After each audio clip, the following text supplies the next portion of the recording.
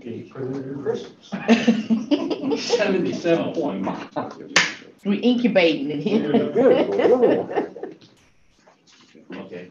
Good morning, Eric Bozeman. Can you give us a sound check, please? I can. Good morning, everyone. Thank you very much. Mayor Edwards, good morning, sir. Looks like you're getting connected. Can you give us a sound check, sir?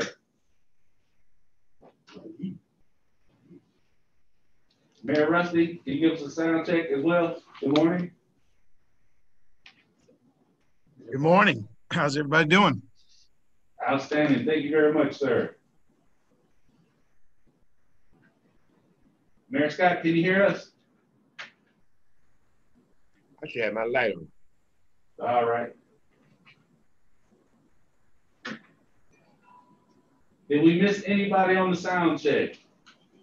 Mayor Dina Holiday Ingram is here. Outstanding. Appreciate that. Mayor Bodker is here. Doug Schuster. Bill Edwards. Russell McMurray.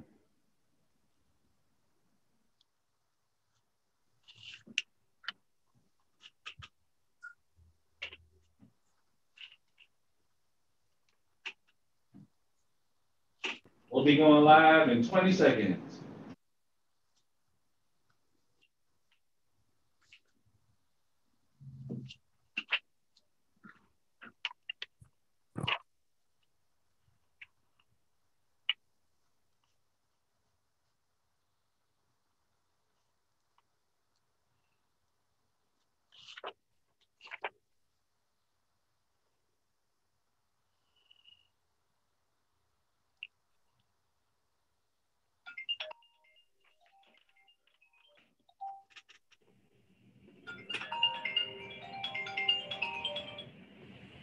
Somebody's phone. One. Good morning and welcome. Excuse me, I'm Rob Pitts. I chair the Board of Commissioners of Fulton County, and I'd like to welcome each of you to this special call meeting of the Board of Commissioners. Today is February 5th. The hour is 10 o'clock a.m. Madam Clerk, please call the roll of the commissioners, please. Chairman Rob Pitts. Present. Commissioner Liz Hausman. Present. Commissioner Bob Ellis. Commissioner Lee Morris. Present. Vice Chair Natalie Hall. Commissioner Marvin Arrington Jr. Commissioner Khadija Abdul Rahman. Present. Mr. Chairman, you have a quorum. Thank you very much. We do have a quorum of the board present. Would you check in with the mayors, please? Call the roll for the mayors. City of Alpharetta, Mayor Gilden. City of Atlanta, Mayor Bottoms. Chattahoochee Hill, Mayor Reed. College Park, Mayor Motley Broom. Present. East Point, Mayor Holiday Ingram. Present. Fairburn, Mayor Carhurst. Present. Hatefield, Mayor Holman. Johns Creek, Mayor Bodker. Here. Milton, Mayor Lockwood. Mountain Park, Mayor Steele. Present. Palmetto, Mayor Bodie. Present. Roswell, Mayor Henry. Sandy Springs, Mayor Paul. Present. South Fulton, Mayor Edwards. Present. Union City, Mayor Williams. I am here. Mayor Jim Gilvin from Alpharetta. I just joined. Sorry for being late. So noted, Mayor Gilvin. 1, 2, 3, 4, 5, 6, 7. So I count 10 mayors present. Okay, each of you should have received a copy of the agenda, and with just one change, the agenda was prepared by the committee, so it's properly before us. With respect to the discussions, the rental assistance program is listed first. I'd like to switch that and take the vaccination update first. Dr. Paxton has to get back to work. So if there are no objections, commissioners would take the report on the vaccination update first, followed by the rental assistance program. And in the interest of time, if we can finish those two presentations by 10:30, I would appreciate it so that we can spend the balance of the morning talking about T-SPLOS, and we have several invited guests that will be addressing us as well. So with that, and then Commissioner Hausman, I want you to tee up the T-SPLOS discussion when we get to it. Mr. Chair, Yes. I hope that we can also, however, I think the vaccination update is maybe a little longer than you think, because there's a lot of issues, and I hope you wouldn't put a time limit on the conversation on that item. Okay. Understood, Mr. Mayor. Okay, Madam CO, are you ready for the vaccination update? Good morning, Mr. Chairman and members of the board. Good morning also to the mayors of Fulton County. I am going to turn it over to Doug Schuster, who will go through the vaccination update with the support and assistance of our district health director, Dr. Paxton. I will come back on during the vaccination update to give a little bit of information about our health equity initiative and ask Dr. Rochelle to support the presentation of that item as well. So Doug, are you ready?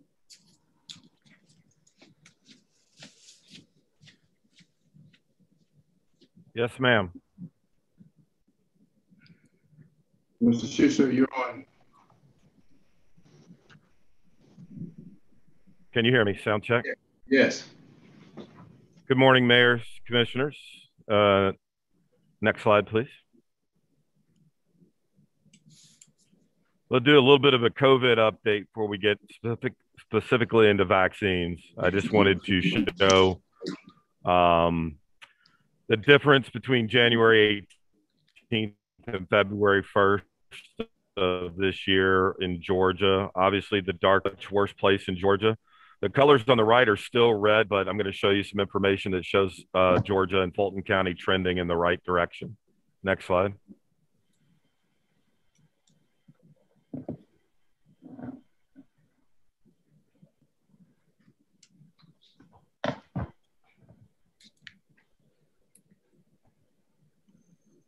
Next slide, please.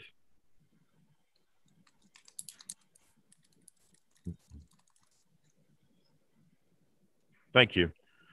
So real quick look at the dashboard. Our testing, I want to reiterate that testing within Fulton County, we have not reduced our capacity to do testing.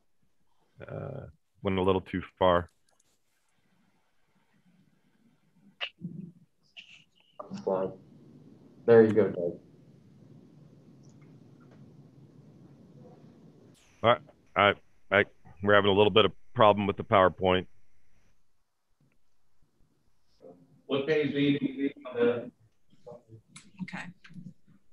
I'm going to go. Okay, thank you. So testing, like I said, all right, thank you so much. The testing metric is in the green here. I wanted to reiterate that Fulton County has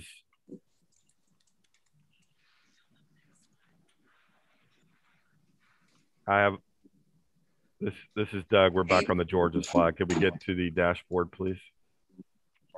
Thank you. Slide, please. No. Oh, sorry. This is it. All right. This is it. All right. So, Fulton County has not, in the green here, we have not limited our testing capabilities at all and capacities.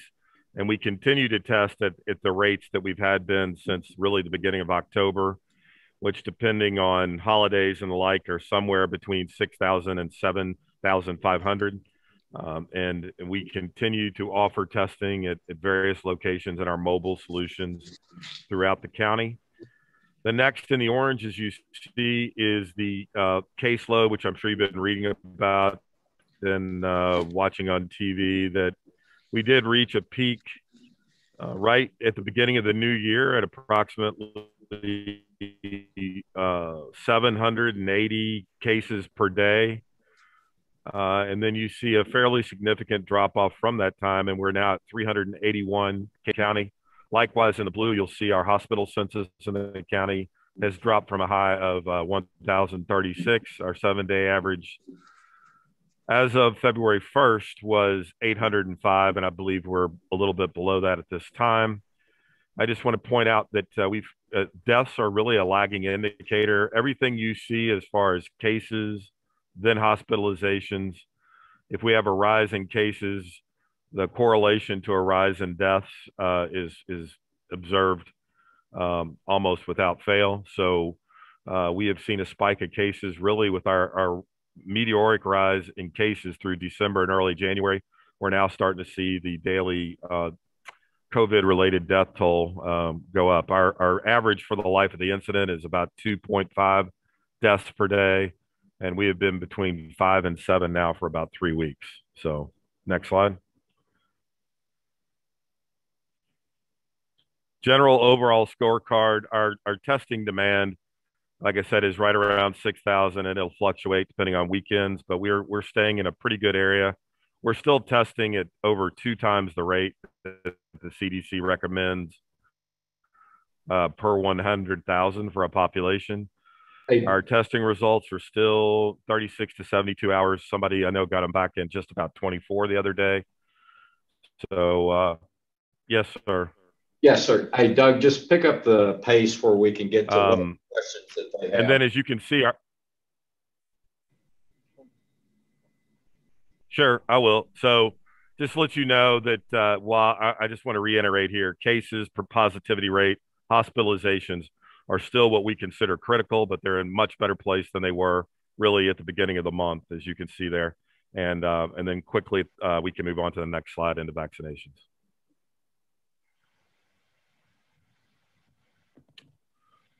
So this was the snapshot for February 1st. With you see, we had 22,670 doses. First dose is given, second dose is 7,375.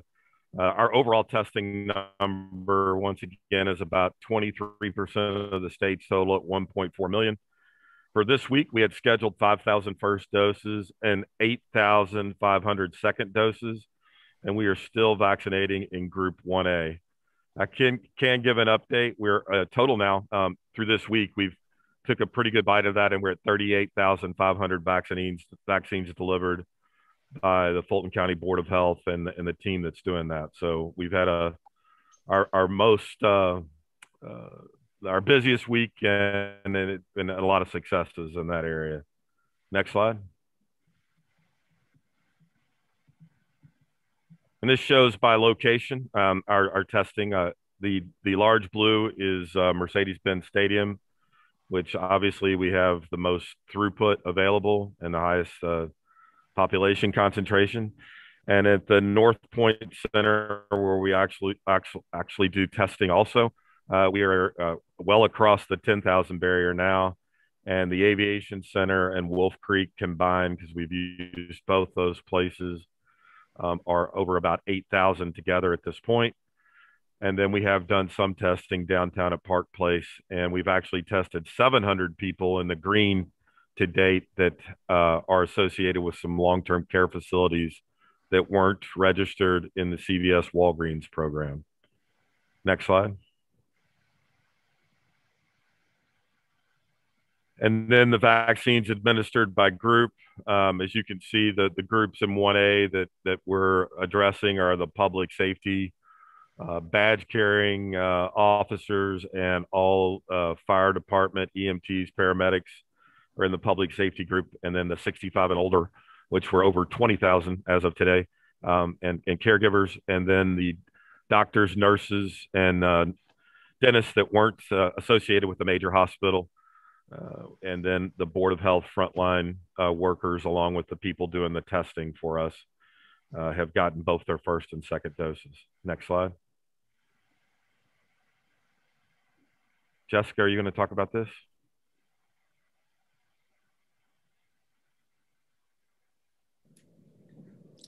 Good morning, everyone. Just wanted to share very quickly that we have been working continually with the Board of Health on communication. We understand that there's a lot of anxiety in the community about making sure that people can get the vaccine. We're still, as you've heard, at a stage where demand exceeds supply, but we know that will change. We would ask that you direct your constituents to this web link that you see on the screen, fultoncountyga.gov/COVID vaccine. We have been sharing information in our email blast newsletter, and we'll continue to collaborate with the Board of Health to make sure you and your communications offices have the information you need.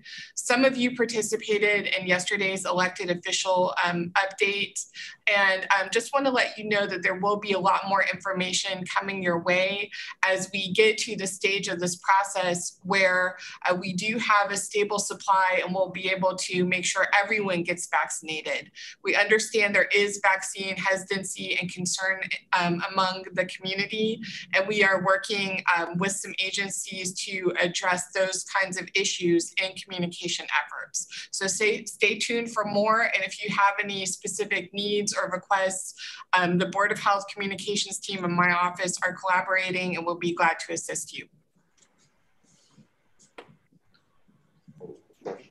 All right, any questions at this point, mayors? I do have a question. I have several questions, actually. Mr. Chair. Go ahead, madam. All right, thank you. Are there any plans to actually have a devoted vaccine site south of I-20? Because even the South Fulton location that is listed on the fultoncountyga.gov/COVID vaccine website is north of I-20. And I am not an Atlanta native. I think most people know that, but it's my understanding that the south side is south of I-20. So what are the efforts that the county is taking to make sure that people on the south side of town actually have access close to where they are? We are happy in College Park to open up our convention center as a site. And I understood from Mr. Schuster that throughput is an issue. We feel like we can certainly work with the county to make that happen.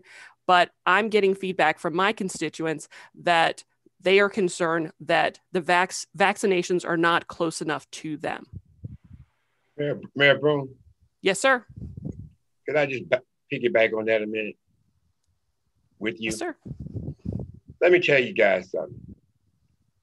I am thoroughly fed up and sick with the lack of vaccinations in our community.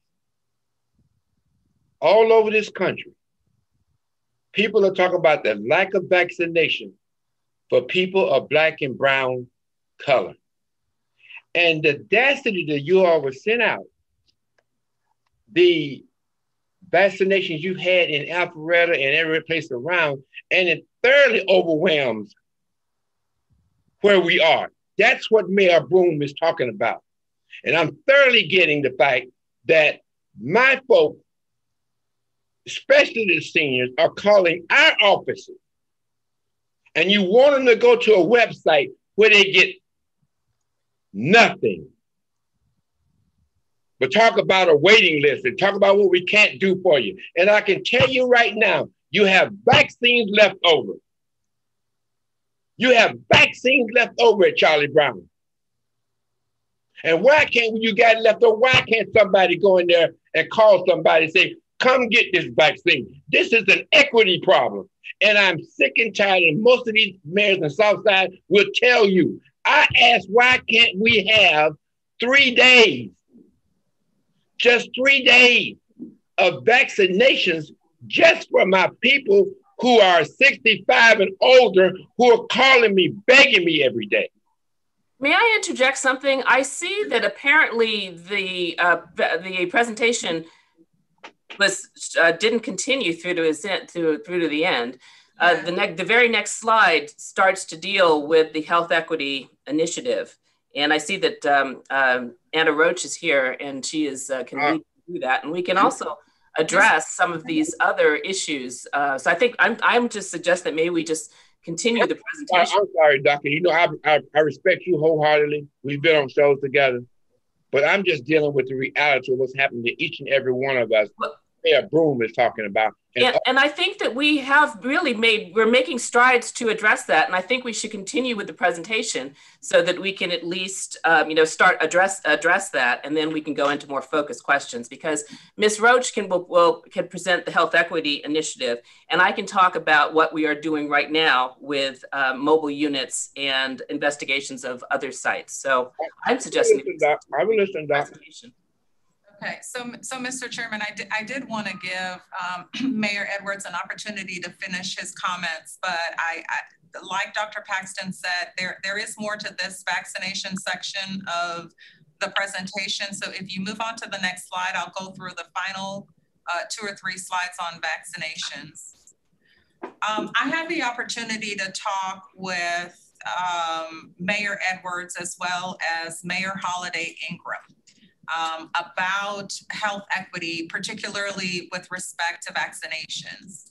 I also have received comments from Dr. Paxton herself and the chairman about inequities that they were seeing in the administration of our vaccination program.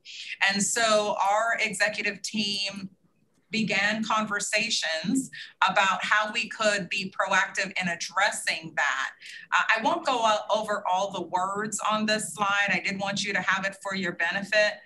But basically, when we assessed the fact that our enrollment system was primarily electronic, it became clear that that was the cause of a barrier to vaccine access for seniors, either who weren't online savvy, didn't have access to a computer, and or did not have access to the internet. And so we developed a program in partnership with the Fulton County Board of Health to specifically address this issue around seniors over the age of 65, which are within the 1A eligibility criteria for receiving a vaccine. That program involves leveraging the Fulton County Senior Services facilities, our partners, and our infrastructure. And the goal was to use that infrastructure to enroll seniors over 65 from at-risk communities to participate more fully in our vaccination program. Next slide. As many of you are aware, we have a system called Starline, which we use to communicate to all of our seniors in our senior multi-purpose neighborhood and adult day facilities.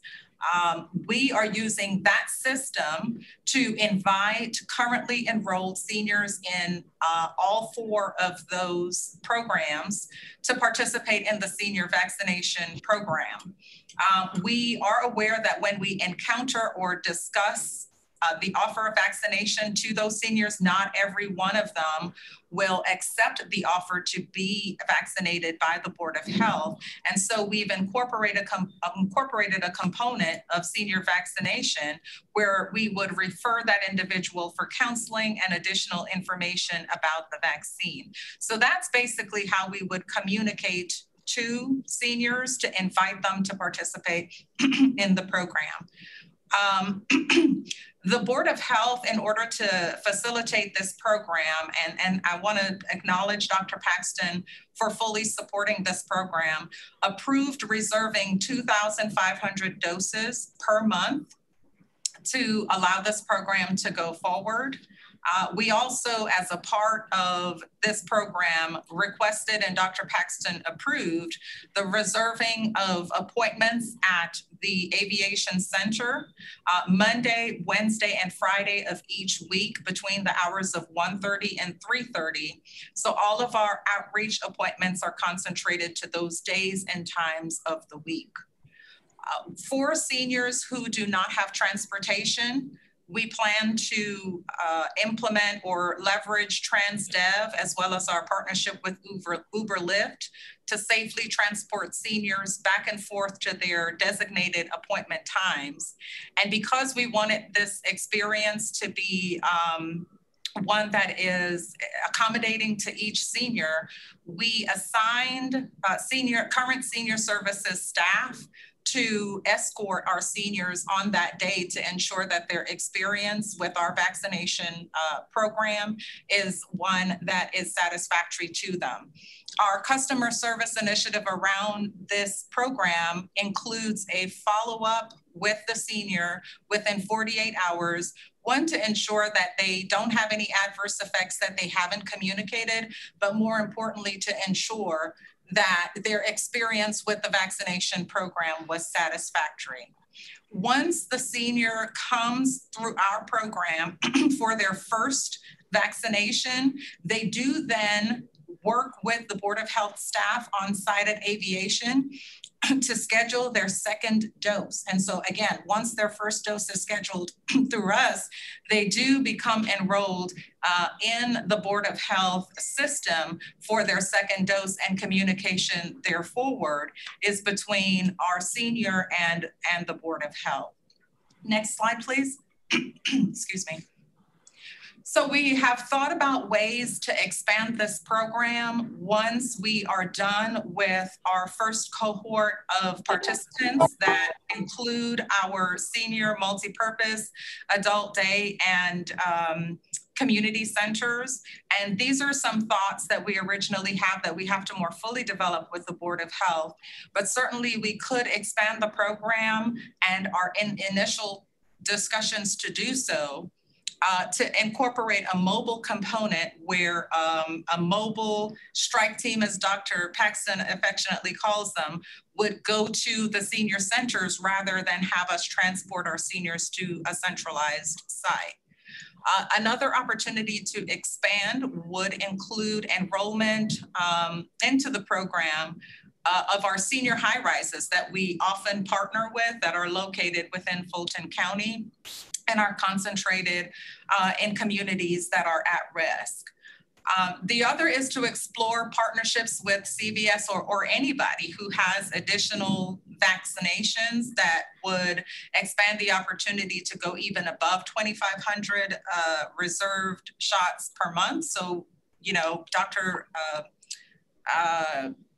Rochelle is exploring those partnerships as well. And the final bullet you see there is to work with our Fulton County mayors as well as faith leaders to establish a low-income, 65 and older referral system using the infrastructure that we have in place of Starline as well as our transportation support. The good news is that we ran a pilot of this program on Wednesday, and I'd like to I know we're on a time constraint, but I'd like to have just a minute or two for Dr. Rochelle to provide some information on how the first day of that pilot went. We have another pilot scheduled for today, and next week we'll conclude our pilot of the program. The following week, we will fully implement this program, and certainly you will be hearing from us around the referral component as well. So Dr. Rochelle, if you could just take a minute or two to update the board as well as the mayors on how yesterday's pilot went. Thank you, Anna. So our launch of the pilot was very successful. We only had 2 of our seniors that were unable to keep their appointment. By way of percentages, we've had to date 14% of our seniors to decline the invitation for various reasons. Those that would like more information about the vaccine, we are referring them to a nurse to receive some additional information. 14% were previously vaccinated, and 4% do already have an appointment, and we have encouraged them to keep that appointment. Out of the cohort 1 and 2 that have been part of our initial pilot, 4% needed transportation, and all of them opted for the Uber Lyft initiative to transport them safely to the aviation site. We do provide appointment reminders, as well as we assist the senior with completing the consent information, which is then transported through electronic means to the aviation team. So again, the goal here is to increase access, increase compliance with completing the appointment, and to provide a very good experience that is not anxiety producing and that allows us to provide this much needed access to seniors. Next slide. So, Mr.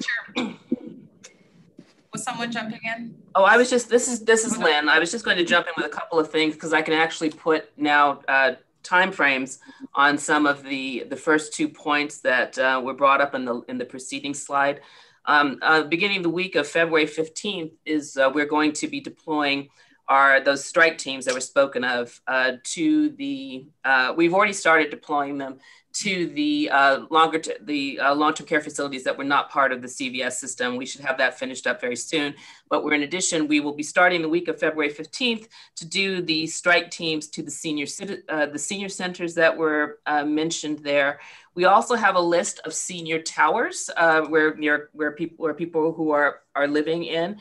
And so we are making a plan to, again, send teams to those towers so people can be vaccinated where they live.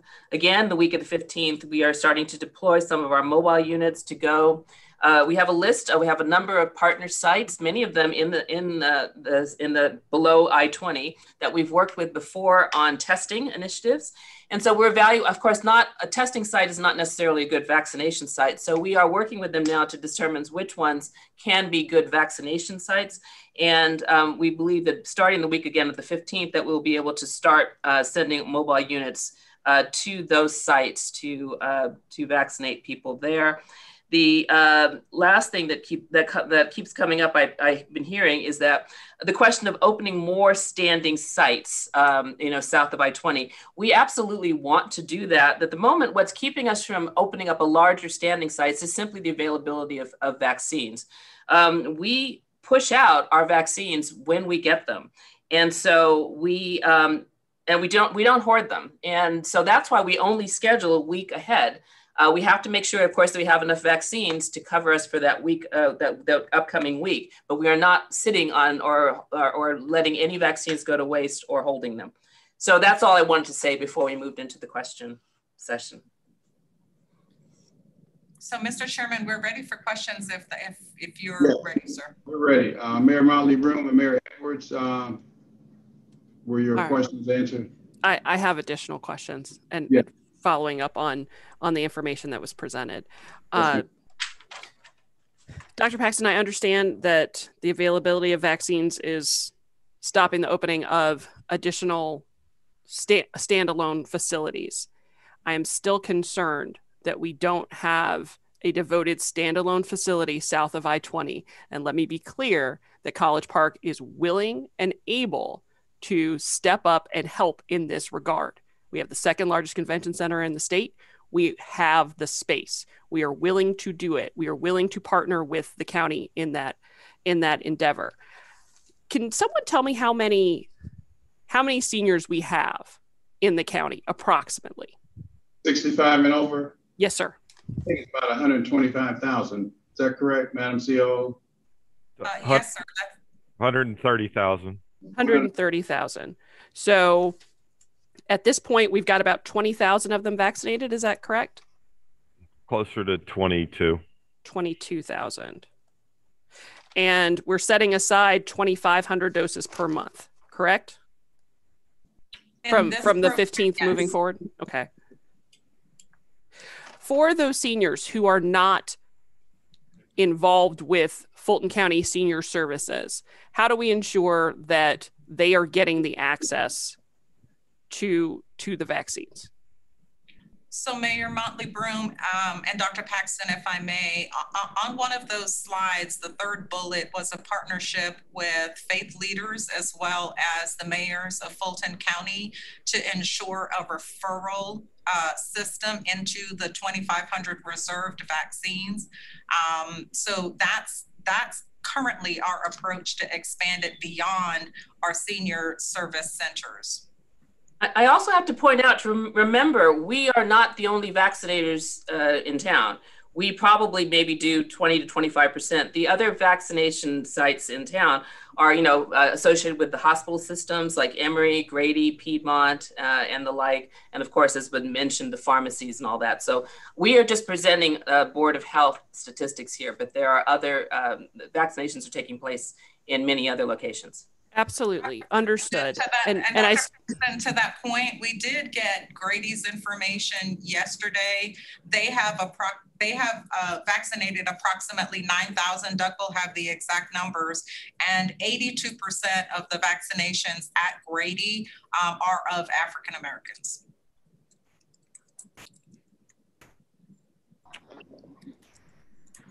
The county, the Board of Health is essentially the largest vaccinator in the county, correct? Providing more than anyone else? Is that a fair statement? I actually don't know. I'm not sure if we are. Perhaps Doug might have a better insight on that. At the particular time, we receive approximately 20.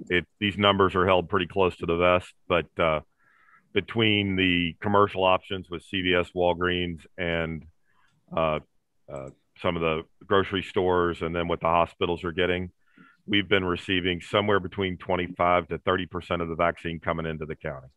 Okay. Let's see. Had some more questions. Do we have any sense of when people who are under 65 with comorbidities might be eligible for the vaccine? They would be in the next. We're currently in Tier 1A.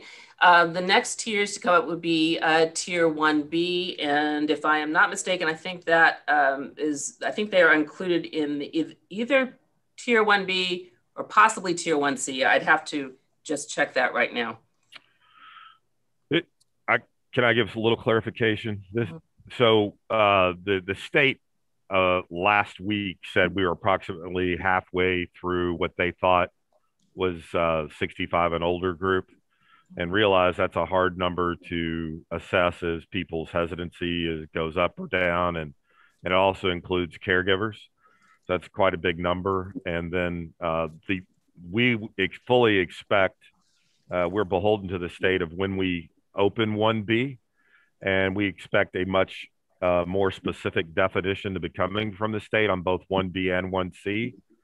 And so I would say it's not going to be in the next couple of weeks, but we will obviously make that paramount in our communications. But we're working on 1A, and there's, as you all well know, there is a lot of demand and not enough supply. And so our goal is to distribute the vaccine as quickly as we can without jeopardizing people's second shots.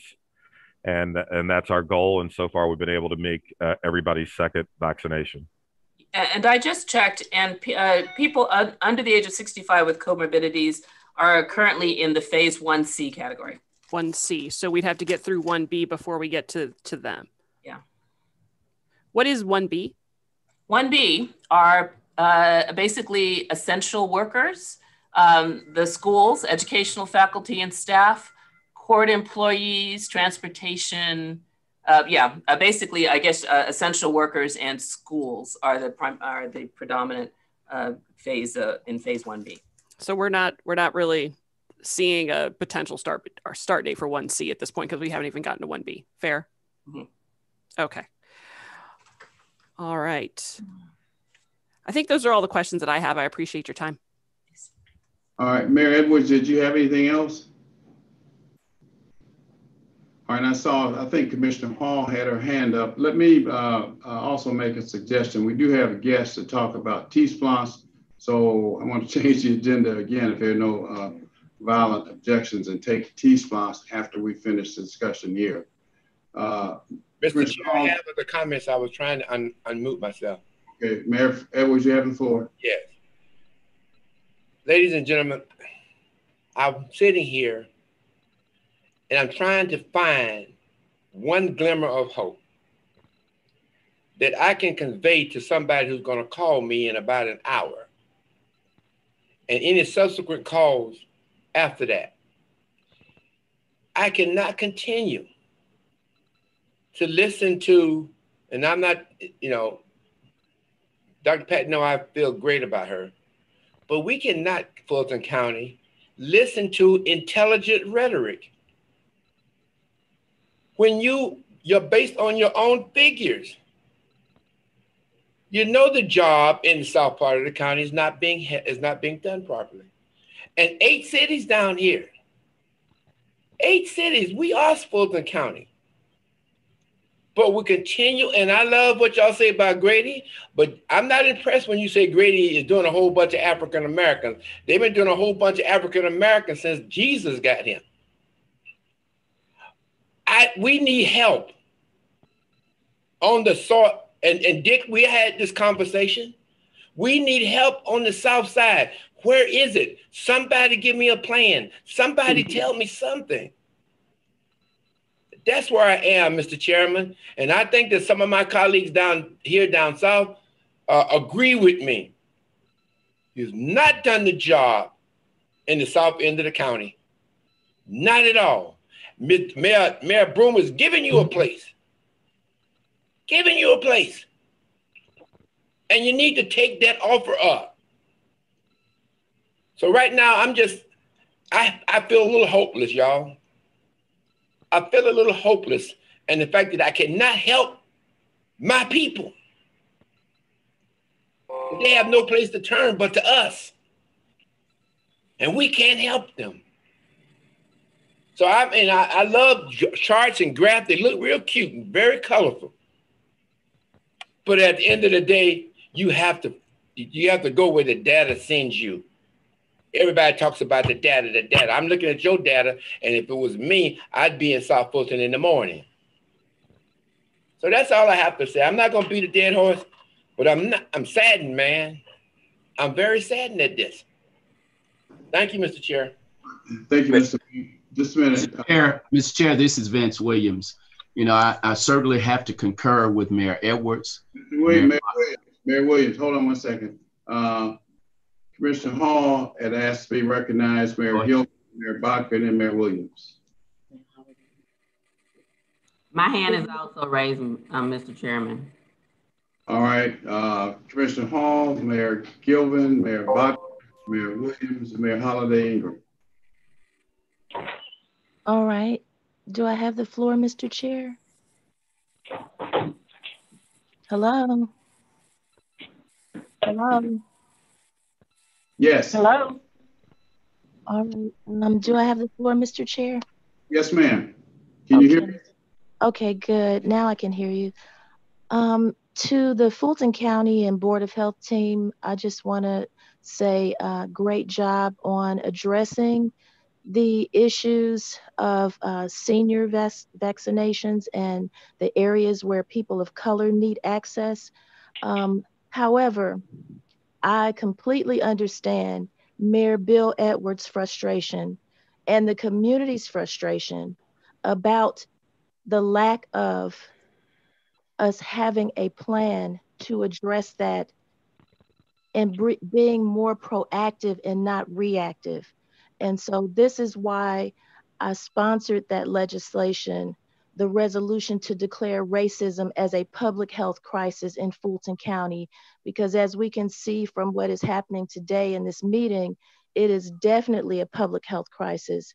And I am hoping that with the task force that I'm creating called the Task Force for Racial Equity in All Policies, that this will not happen in the future, because we will have a task force that will look at our policies, our programs, our services, and they will determine if any of these tend to promote or sustain racial disparities, and to provide recommendations to us, the Board of Commissioners, for revision, repeal, or modifications to such policies, services, and programs.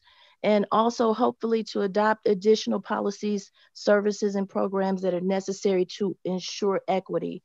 So Mayor Edwards and everyone else who is feeling frustration about this, we do understand, but moving forward, I guarantee you that Fulton County will start looking at everything we do to ensure that people are treated equitable, and not just after the fact, but in the very beginning of the process. And I think that's what everyone wants.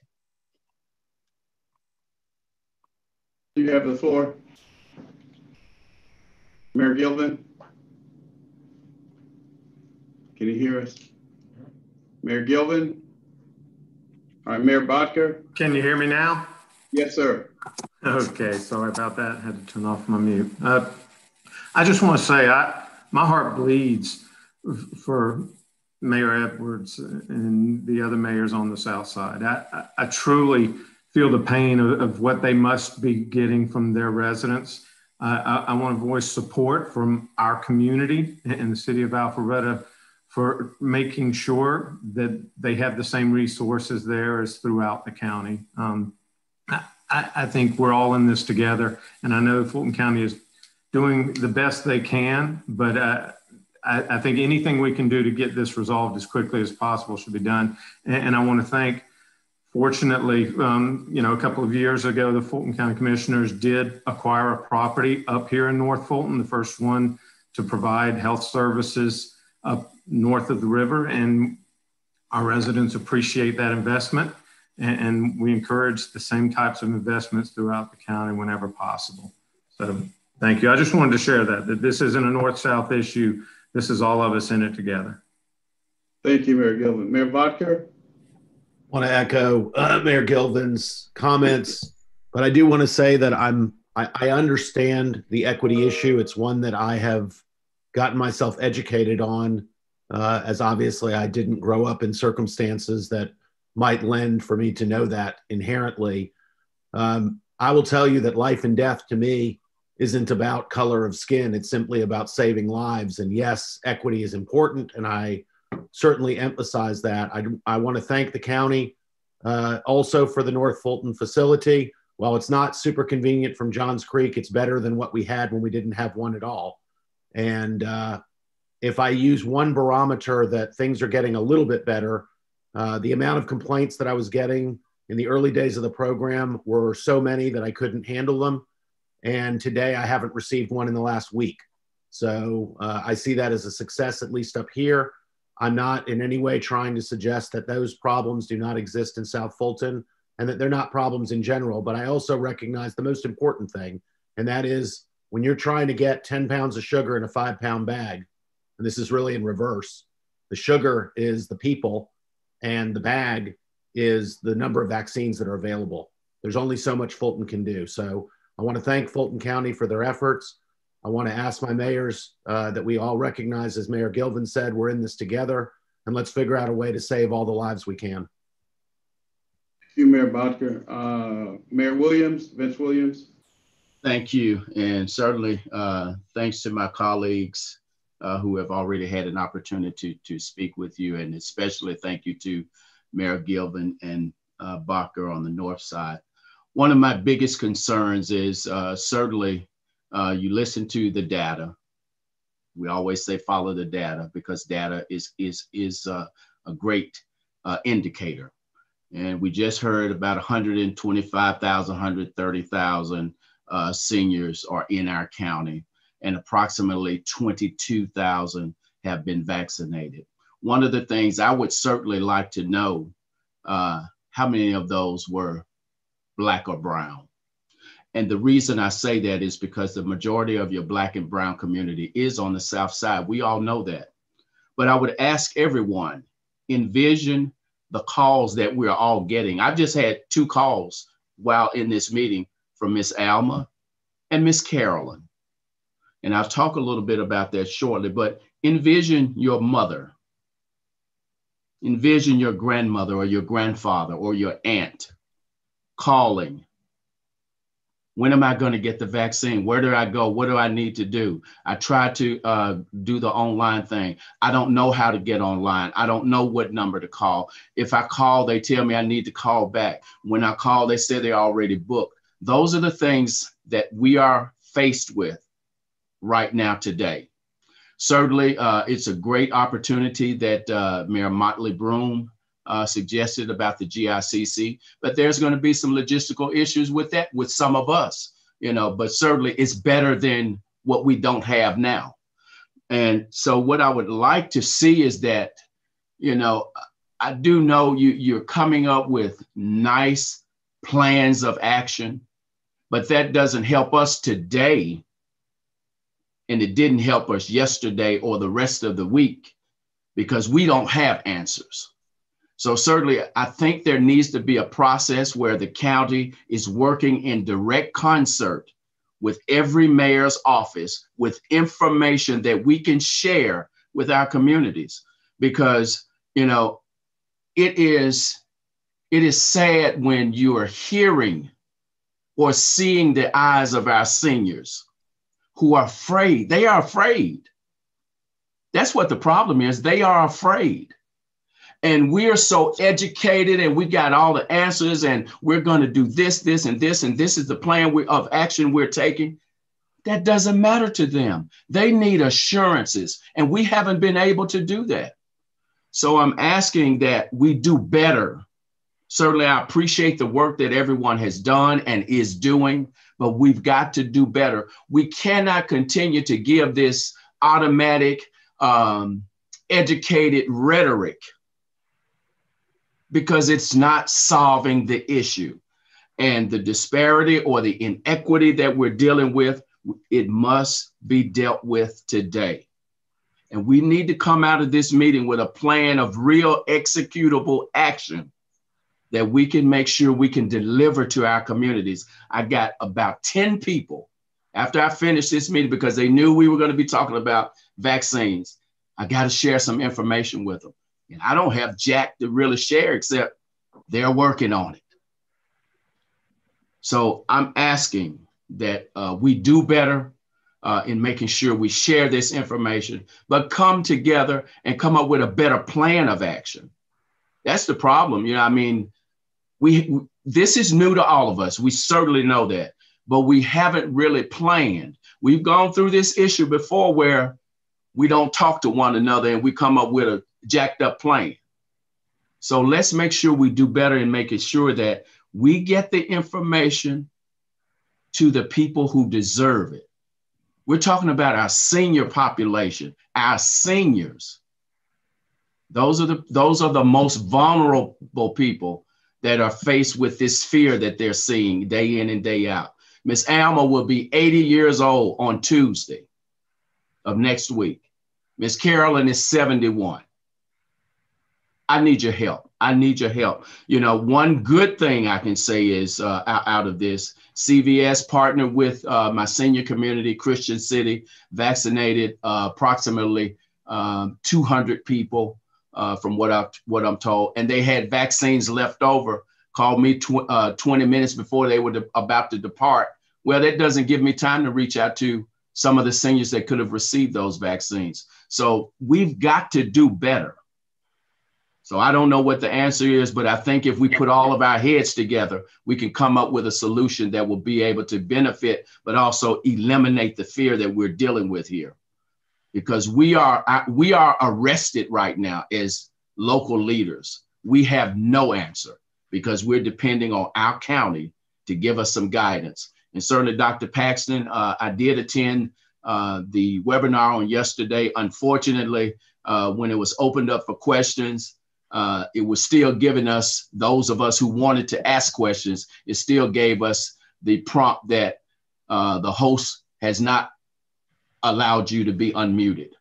I did send a note to some of your team to share that information. And I also copied a member of your team on a letter from Miss Carolyn, who is very, very concerned about being vaccinated. So I'm gonna shut up here, but I'm very concerned.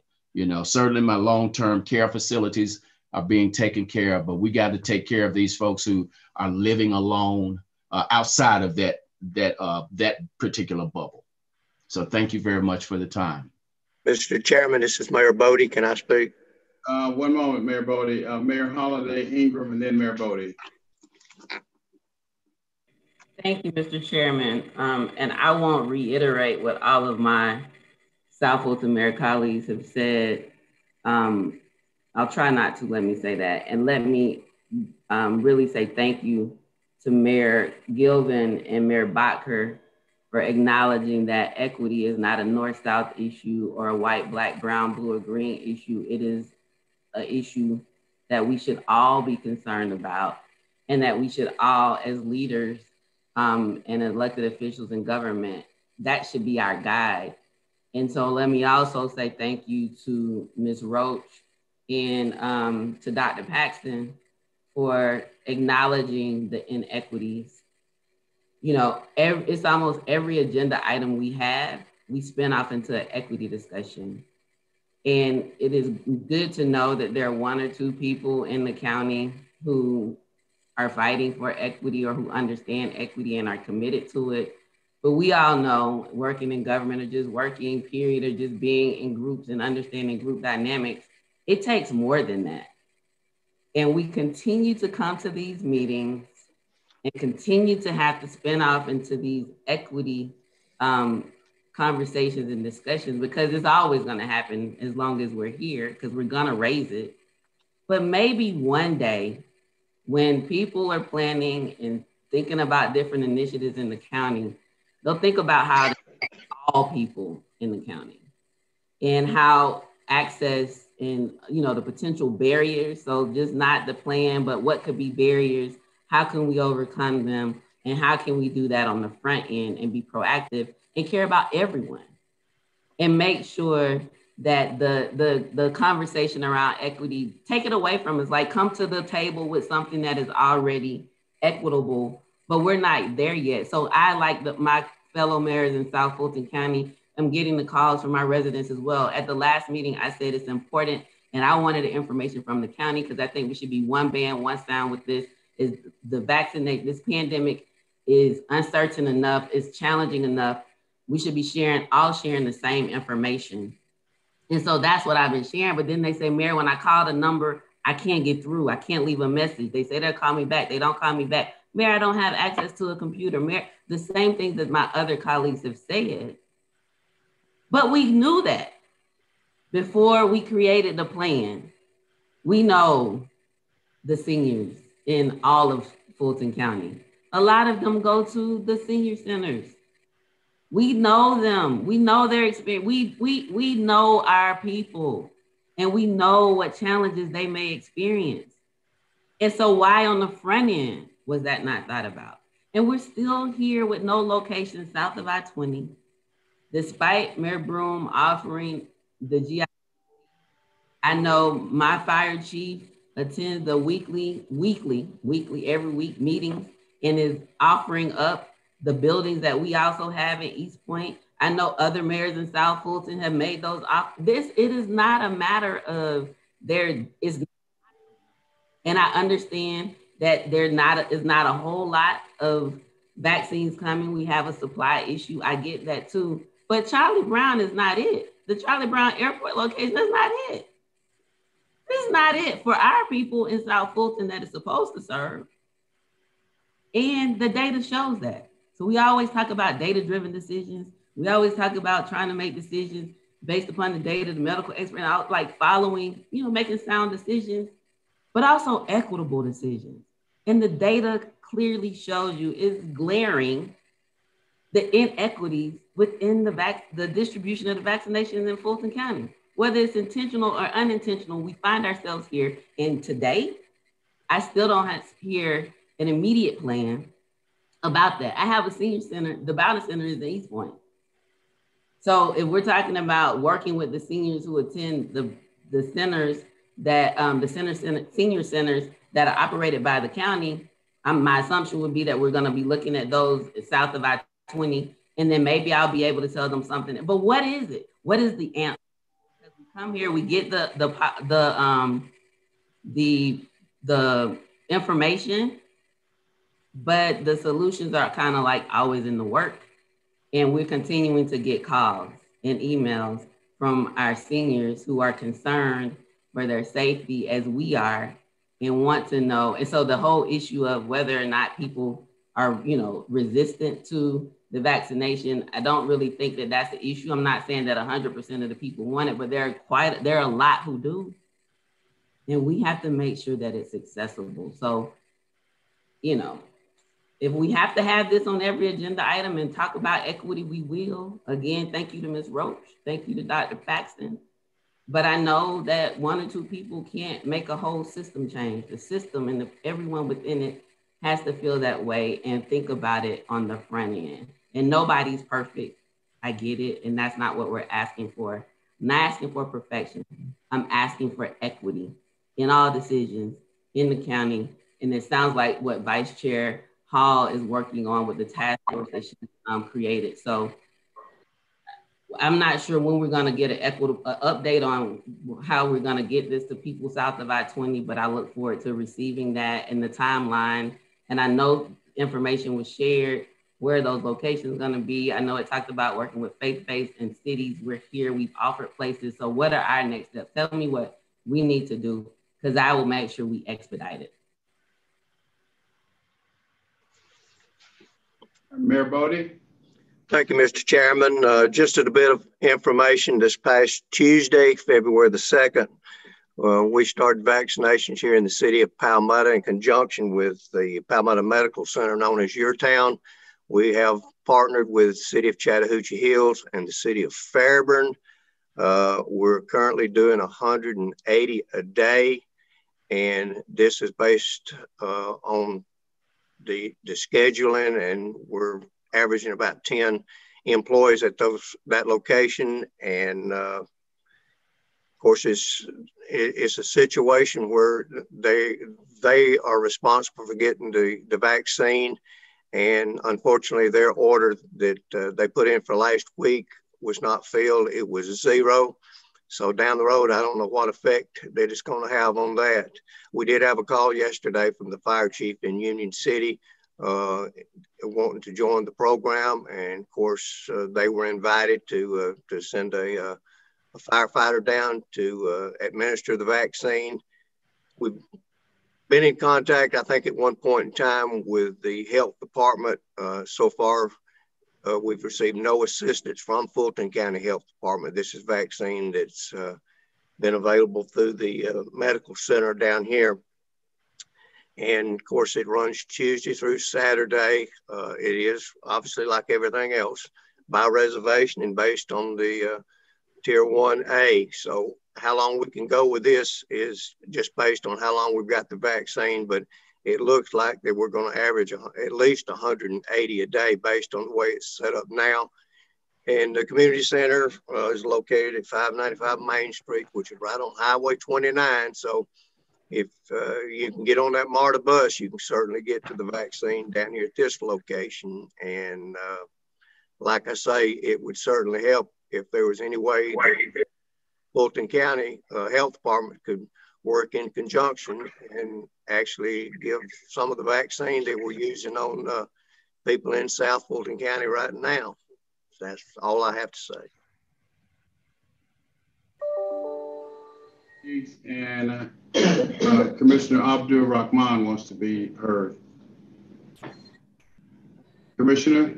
Yes, thank you, Chair.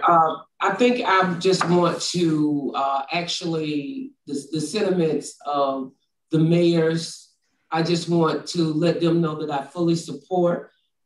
We have to find a solution. Fulton Industrial is not convenient for everyone. And the discussion about the state taking over the health department, my inbox and my voicemail has filled up from my constituents saying that they feared that this would be part of the problem. Now, not saying that they are connected. I don't know if they're connected or not. All I know is I have senior citizens and I have high-risk individuals and I have mayors' needs that need to be addressed. This is going to be another situation where Fulton County, once again, will be on the wrong side of history. It is very easy to be environmentally racist and everything else that comes along with that. The people that need the vaccines are all colors of the spectrum, and we need to take our mayors seriously. I represent the South Fulton quadrum, and I want to be known loudly and clear that this is unacceptable. We need to do better. The fact that Mayor Bodie doesn't have what he needs, as well as the locations are not accessible for all of our constituents. This is 2021. What is going on here that we cannot put a plan together to make sure? I mean, this is turning into almost the same catastrophe that we had with the CARES money. When are we going to do what we need to do as elected officials to make sure that this situation runs smoothly for everyone and all the stakeholders? The only thing that I have to say to you all right now at this very moment, we need to get our act together. All this push and all this hoopla for the state to take over the health department, and here once again, we've got seniors, we've got high risk, we've got no vaccine. It's falling on deaf ears, and I think it's deplorable. Get it together, Fulton County. Okay, it's about 11:05 now. We've not heard from Commissioner Ellis. Yeah, Mr. Chair, just a couple of remarks. Yeah, I think good discussion. I think there's some valid points certainly that were raised. I think one of the big challenges that we're faced with this certainly is it's moving fast. We don't have a lot of good real-time data, but I do think the health department has made an extremely concerted effort to try to have an approach that is equitable in trying to reach the citizens in terms of where we tried to pick. We had to do mass sites just because of the way that this is structured and the limited capacity. And if you look at the data, the limited data which you have supplied to us here, the two sites which were targeted, for South Fulton, looks like about 20%, about 20% of the vaccines went through those, about 31% went through the North Fulton site, and about 49% went towards the sites that were targeted around the city of Atlanta. And certainly Mercedes-Benz has access to a lot of our population based upon where it's at. I think the conversation, that we're having right here about whether the two sites, and I know now we're sort of centered it on one site that was targeted towards South Fulton is the right site. Maybe that's the conversation that needs to be had. But if you look at where the vaccines are flowing, they are flowing sort of, throughout the county on a population basis that appears to be in line with what the population flow is. We've all got frustrations. I hear every day from citizens who can't access it. And so those challenges of technology access, trying to get through a phone line, those are not unique anywhere in Fulton County, and they're not unique anywhere in the state of Georgia, and they're probably not unique anywhere in the United States. And that is, all of our fundamental challenge. It's not just a Fulton County challenge, it's all of our collective challenge. And, I think our team has made tremendous improvements over the past 3 weeks. And I think for sure we're going to see continued improvement, in the days ahead. So I think there was certainly a lot of frustration. I understand it. I hear it. I feel it from the citizens, which I represent on a daily basis and an hourly basis. I hear it from them. But I also recognize that relative to a lot of other people, we've done a lot of great work. And I am hearing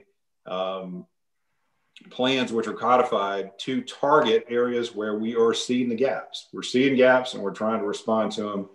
And I applaud you, Dr. Paxton, and your team for seeking to do that. So those are my remarks. Thanks. All right. Thank you, Commissioner Ellis. Colleagues, we're going to have to get to the T-SPLOS. And if there are no violent objections, I'd like to move on to T-SPLOS. Madam CO, you've heard what the mayors have had to say about the coronavirus effort to date. And if we need to get together, you guys need to talk, and we get together next week or during the week, I'm prepared to do so. But we must get to T-SPLOS. Mr. Chairman? Yes. I, as a member of the group that puts together the agenda for y'all's consideration, I know the order that we discussed, and I'm not trying to pull any maneuvers on my fellow committee members that do that, but I see the hour is now 11:10. Yes. I know that you have some guest presentations, and my ask is that those presentations be brief so that we can get to the most important part of our discussion, which ultimately is the acknowledgement by each city as to whether they wish to participate in T-SPLOS or not, and at what rate and with what conditions. So please be mindful as we go through the presentations of that. Thank you very much. Mr. Chairman, may I also make an ask? May I be heard? Yes, Mayor Ingram. Before we go into those T-SPLOS whatever other presentations are coming as it relates to T-SPLOS, when last meeting, all of the mayors were asked to come back with what our councils have decided or what we will be recommending as a city as it relates to the T-SPLOS options. So I would ask that before we get into any presentations, that we at least go around and have the cities indicate what each city has decided as it relates to those options. And then whoever the presenters are, I'm not sure how many are here. I agree that it should be brief, but I think it's critically important that we start with where we left off at the last meeting and what the ask was before we go into those presentations. What's your pleasure? Any objections or to Mayor Holiday Ingram's suggestion? Mr. Chairman. Yes. I think that's fine. People just go briefly report what their council said so that we do have adequate time. Our speakers, our guests have been waiting, for an hour. So I think that out of respect, let's briefly go through that and then allow their presentations to begin. Hearing no objections or support for the suggestion made by Mayor Holiday Ingram. Madam Clerk, would you call the roll and just ask briefly what your city decided, if anything? City of Alpharetta, Mayor Gilvin. City of Alpharetta's City Council is unanimously supports renewal of T-SPLOS in its current form. Thank you. Continue, Madam Clerk. City of Atlanta. Not present. Chattahoochee Hills. College Park, Mayor Bartley Broom. The City of College Park opted for option 3A, remaining, keeping T-SPLOS in its current form. Thank you, Madam Mayor. Continue, Madam Clerk. East Point, Mayor Holiday Ingram. The City Council also unanimously approved in the City of East Point option 3A to keep T-SPLOS in its current form. Thank you. Fairburn, Mayor Carhurst. Mayor Carhurst. She was present. We'll come back. I'm sorry, I'm here. I had to unmute myself.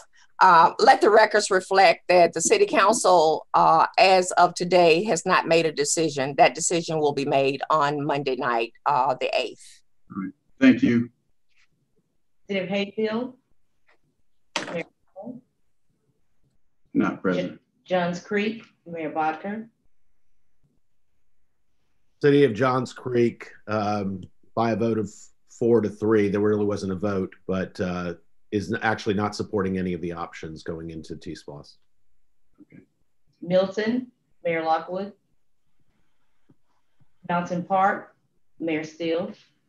The City of Mountain Park supports T-SPLOS in its current state. Thank you. Palmetto, Mayor Bodie. Mayor.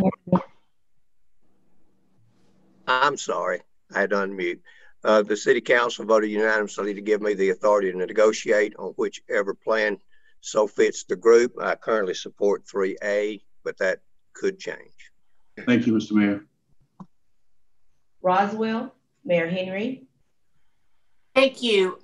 We are currently, the city of Roswell is currently supporting 3A. Our council is also very interested in putting on the transit portion in a separate referendum. So 3A. Thank you, Madam Mayor. Sandy Springs, Mayor Paul.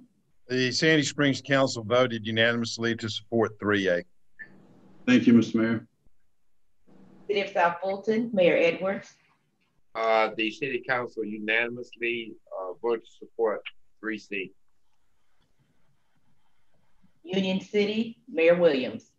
Yes, the Union City Council supported 100% 3C, and I am hoping that we can continue to think about the need for transit on the south side. Thank you. Mr. Chairman, Yes, if I may.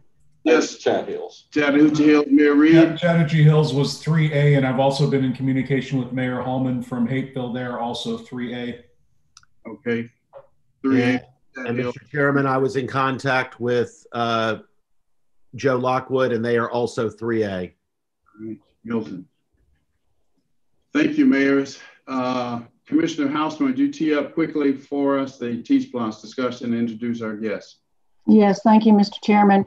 When the agenda committee met to discuss this agenda, we did agree that it would be beneficial to hear from our transportation partners in light of the fact that so many of us that are making the decisions today were not here 5 years ago when this program was established. We're not here when it was determined with the help of the legislature to allow us to go for a sales tax to the voters of Fulton County for transportation purposes.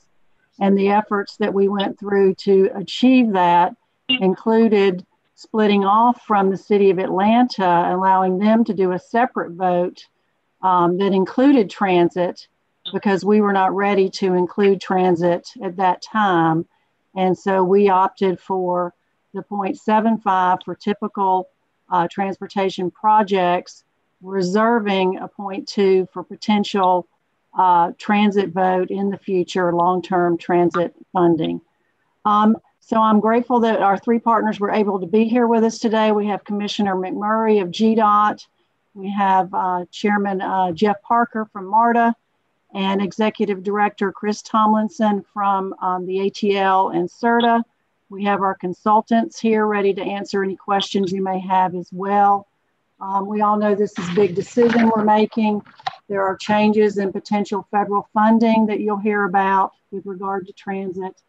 And so hopefully we'll get some information that will help us finalize this decision to move forward. And so with that, I'm going to ask Commissioner McMurray if he would like to begin his presentation. I will. Thank you, Commissioner Hausman, and thank you, Chairman Pitts, for the invitation.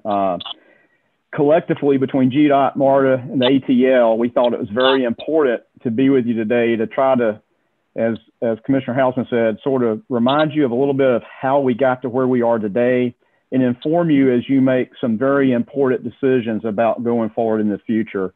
Now, obviously, we would love to be around the table. This is probably a better conversation than it is a presentation. And in view of the time, we put together a presentation that just makes it a little easier for Jeff, Chris, and myself to sort of articulate our objectives today. So Jeff, if you go to the next slide, and I might add, let us try to walk through this. And if you could just hold your questions or comments to the end, I think we can be more efficient with time.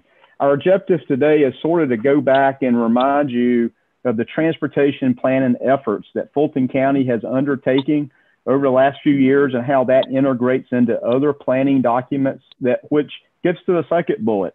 How do we execute upon the plan? And which is very important. That's taking plans into reality.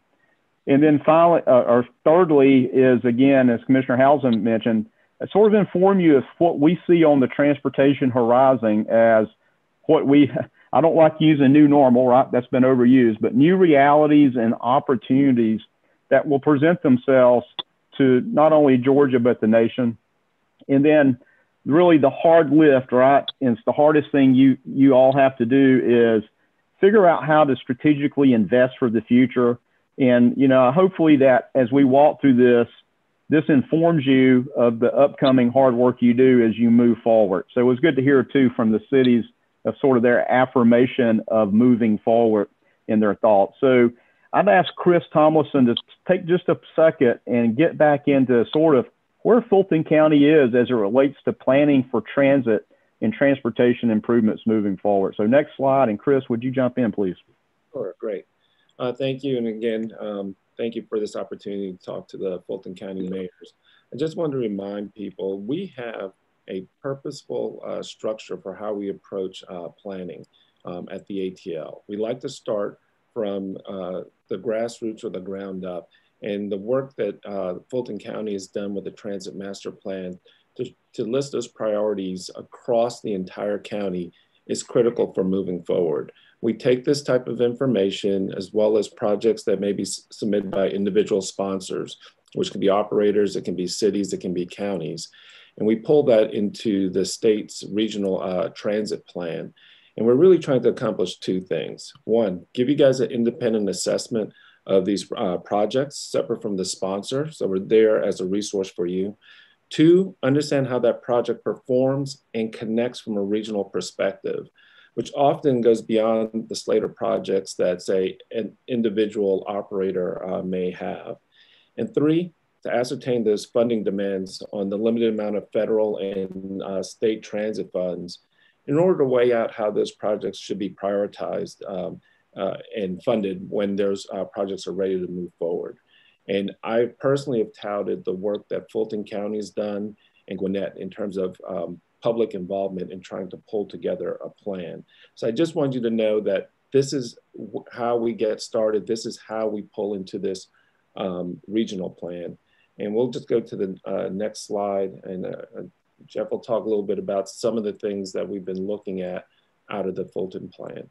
And hey, Chris, before you jump in too, and with no offense to all the work that's been done with Fulton County, that Fulton County did to advance their transit plan, you know, it starts grassroots. It starts at the local level of your planning desires and needs, which Jeff's about to speak to. But as it goes to transportation planning, and I'm about to offend a bunch of planners, there's really no perfect plan, but you perfect the plan that you have. And then the other thing I might add is in transportation, I tell everybody all the time, it's a journey. It takes a long time. So successful execution of plans mean that you continue to work the plan. So changing and evolving plans year to year doesn't help you drive forward due to the timeline it takes to advance projects. So those project decisions are important. And Jeff's going to jump in to sort of talk about the decision points were made through your transportation plan. Jeff, go ahead. Yeah, so I think, you know, building on what Russell and Chris have said, one thing is as the region looked at their plans, Fulton County really stepped out first, did step out first and put together a countywide plan addressing the needs in North and South Fulton. We were all stakeholders, MARTA, the municipalities, all of the mayors, you all had either were involved in the discussions or your staff was, and it was a comprehensive approach to the transit needs within the counties outside of the city of Atlanta. And the plan looked at and identified 8 corridors, 8 corridors in North Fulton, 8 corridors in South Fulton, and looked at clear options as to where there were feasible modes for each of those options. And then there was a look to see what was fundable with a transit sales tax to support this. And that's where we were able to identify investment in BRT in some of these corridors and ART in other corridors. And then further, what was refined when you were looking at potential funding sources and identified a potential path forward as funding some of the most important corridors, potentially through a T-SPLOS, the identification of Georgia 400 and on the north, and leveraging the work that Russell and his team are delivering with the managed lanes was identified as a priority. And then in conversations that the county had, and then subsequently conversations that MARTA has had, we've identified both South Fulton Parkway and Roosevelt Highway, knowing that South Fulton Parkway is really I'll call it an aspirational project aimed at changing the development patterns along that corridor, and the needs in Roosevelt Highway are in the here and now, a transit-rich corridor that improvements could improve access to the core of the region and the core of the county. So next slide. Yeah, let me build off what Jeff was saying, and this is taken directly from the Fulton County Transit Plan and presentation, and just highlighting the work that some of your predecessors did, and many of you working with the legislature in getting the T-SPLOST option such that is an option for you to use, as Commissioner Hausman mentioned too, with where you're going now with T-SPLOST with a 0.75. So that's no small effort to forget. So I just wanted to highlight that. And then the other part of that is the collective work you've done with MARTA to work within the existing 1% that you participate in with MARTA. And again, to Jeff's point is, you came up with the preferred alternative of ART and BRT, which I think was very wise, working in all the constraints that we knew at the time and that we still know to be. So I think that's a very good, important part. But I want to sort of transition now from planning and sort of make sure everybody understands you start this planning process, and then you work your way toward execution of advancing projects. But to advance projects, you have to have design, you have to do your environmental work, and before you can advance further to construction, part of always the challenge is identifying funding to move forward. And so it's important to integrate all those things together. And on the next slide, Jeff's going to talk about how they pivoted from your plan to what MARTA's work was doing, trying to solve higher capacity transit up the northeast section of Fulton County. So Jeff, will you go to the next slide and speak to your efforts? Sure. So clearly we recognize that implementing a plan, as Russell had said, takes a lot of action, and one of those is to make sure that we've got the right mode, as well as we've got a reasonable funding source, and funding sources are always going to come in layers. So as GDOT was advancing the 400 project, we identified and MARTA embraced and have adopted an alternative, a preferred alternative is bus rapid transit, to work efficiently within the managed lanes, accessing and utilizing two existing facilities that MARTA owns, the North Spring Station on the south and Windward Park and Ride on the north, with the recognition that further work that we've done collectively with the county and with the cities in North Fulton have identified several stations for investment. And we always recognize that funding was a huge issue here. And initially, MARTA made a commitment through a letter. I think the board chair sent a letter making a commitment to fund the operations and maintenance of the 400 project, as well as investments on South Fulton Parkway to the south. And that's a significant investment that is going to be critical to getting federal participation. The federal government is going to require that there's a way to operate and maintain in the long run any project that they're going to bring dollars to. So MARTA recognized that we could afford that within the 1 cent sales tax. And then most recently, I made sure that our 15th Amendment that we executed with Fulton County and the other jurisdictions identified that as an absolute clear commitment that we would be funding the O&M of bus rapid transit on the 400 corridor, as well as in South Fulton Parkway.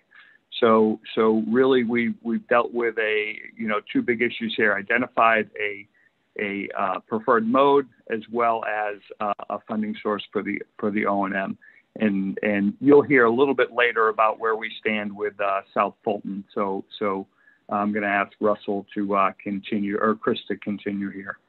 Yeah, next slide. Chris, next slide. But do not miss the criticality of what Jeff just said. In MARTA's commitment to you to operate and maintain South Fulton, Roosevelt, and 400, that does not require Fulton County to have a long-term commitment of trying to help with the capital investment. And so that is the hurdle that's always the hardest to do any transit, anything substantial in the transit world, is being able to demonstrate, as Jeff said, to Federal Transit Administration, that the long-term 20, 30-year operational maintenance costs are covered. And in these cases of the two top projects move forward out of the county's plan, that hurdle has been cleared. So that's important to remember. So Chris, we want to jump in on the 400 project. Yeah, but building off of that point, I'm going to talk a little bit about the 400 project. But keep in mind, this is a blueprint for how we want to approach collaboration. The $100 million in state bonds, this goes back to that same 2018 timeframe, and $100 million was set aside for transit, and then ultimately dedicated to this project. One, to help advance this project that was already moving. Two, to overall alleviate some of the needs for funding into all of Fulton's priorities. All right, this marks the single largest investment in transit ever by the state into a single project. Previous efforts on bonds was $75 million. And I'm just going to be casual about it. We spread the peanut butter thin with that. So this was designed to try to move the needle to set a blueprint. Other funding things, and again, Commissioner Hausman mentioned this, given that 0.2% sales tax option, which is still out there and available. And all this gets back to that blueprint comment. What we're trying to do at the state level is partner with our local partners and stakeholders and start looking at all of our critical corridors and seeing, does it make sense for them to be multimodal corridors, so that we have options for different modes, be they cars, tolled and untolled, transit, et cetera. And literally this project, and building off of the kickstart that Fulton had by getting its transit plan done, is really setting the stage for this type of state, local transit operator collaboration for other projects in Fulton, but also as a blueprint or model for the rest of the region. And we're seeing that when we look to counties such as DeKalb and their plan, and Gwinnett. So this is really the precedent for how we want to move forward with our collaboration together. Yeah, Chris, I'm going to build on the collaboration. It's an exemplary collaboration between the municipalities along the corridor in this project and the other projects that we have in the pipeline around 285. And really, again, building on that through GDOT and through the express lane projects with CERTA, we're building the guideway, if you will. We're building that infrastructure that reduces the overall cost if you try to do this as, quote, standalone transit project. And again, I just want to make sure I say this, because I say it very sincerely to all the mayors that we've worked with along the way to get to the point we are today. It's truly been an exemplary outcome, not easy. And I'll talk in a minute that, it's not everything that everybody desires, but it's the best we can do working forward. The other thing I want to mention is, and I know this question comes up, and Chris mentioned it, well, $100 million all in one project. Why this one? Quite simply, it was project readiness and timeliness. And I'm going to get into the details of that on the next slide or two. So let's get next slide, please. Just a quick update. I titled this Executing the Plan, because that's what we're doing. We're executing not only the express lane vision Chris talked about, but integrating the transit components on that. And I'll remind everybody that the 400 project we're doing is not a funded project. It's a finance project. 35 years of public-private partnership to finance, because the state does not have that kind of money, about 1.6 billion, to do a project up with cash. So we have to be innovative and figure out how do we advance mobility options through the various means available to us. And obviously, public-private partnership helps move the needle forward. This map just sort of shows the access points. And I know as we look at the right side, the transit access points is what the 100 million is going toward. It's going toward buying the purchase of the right-of-way. It helps to fund access to the North Springs MARTA station, as well as Windward Park and Ride, but also access to Holcomb Bridge Road and Roswell and North Point Mall there in Alpharetta, the access, the mall and the redevelopment there. But you know, there's some things missing. There's one out of your plan was an ART and BRT plan for Old Milton. We couldn't accommodate that into the project. To say that it won't be done in the future is not correct. We plan to integrate that as we can move forward, but it takes funding to do all those things. So I just say this to remind everybody, there's not, quote, ever the perfect plan or the perfect project, but you perfect the best you can as you go forward.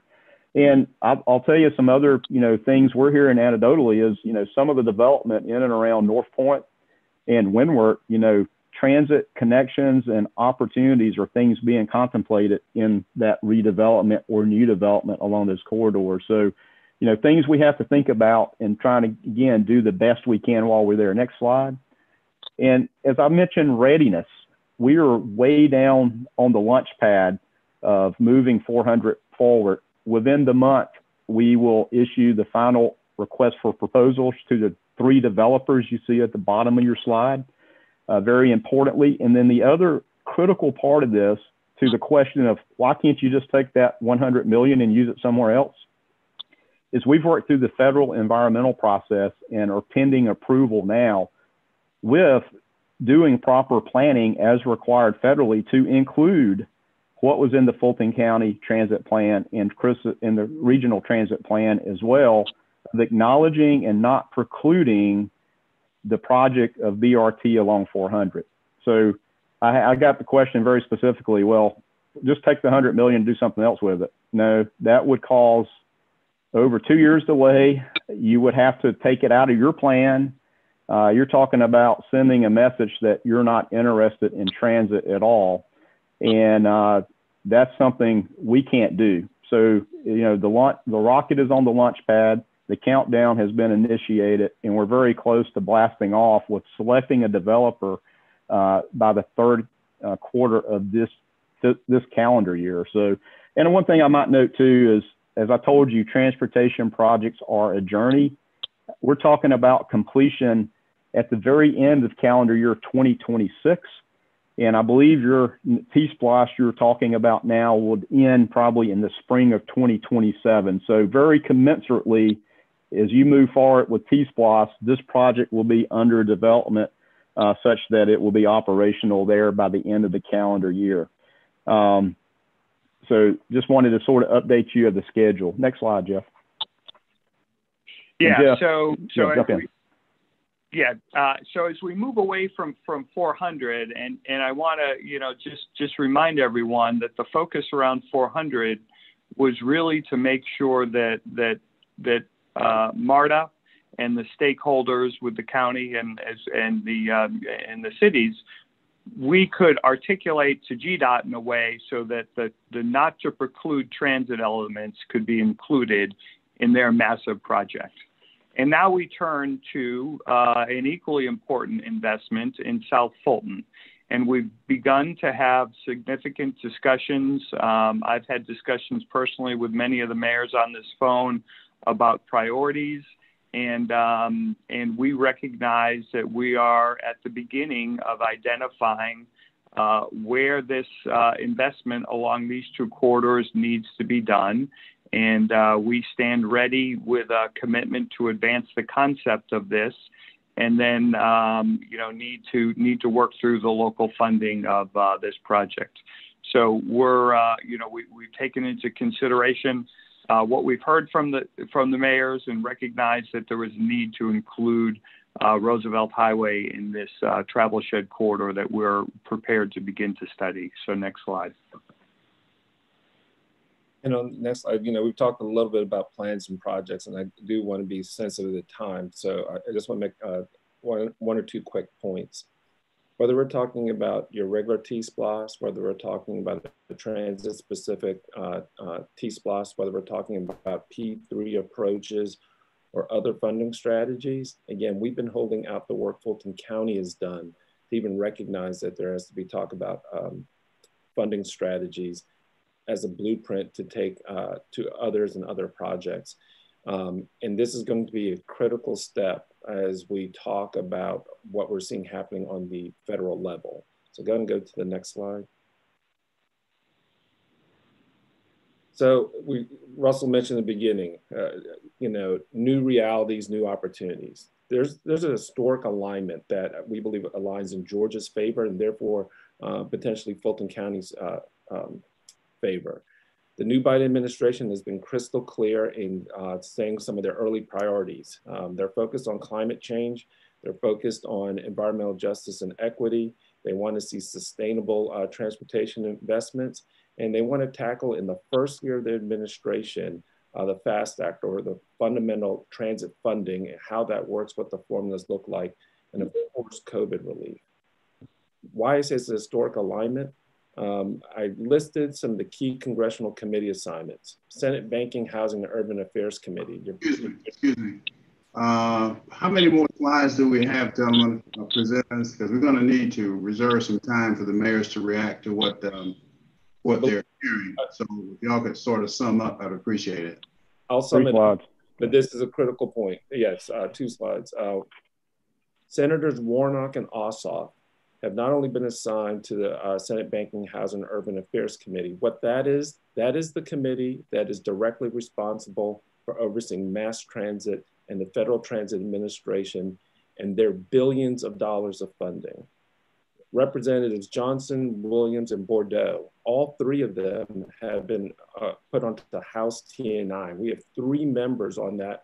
And I just found out as of this morning, they were just put onto the subcommittee for highways and transit.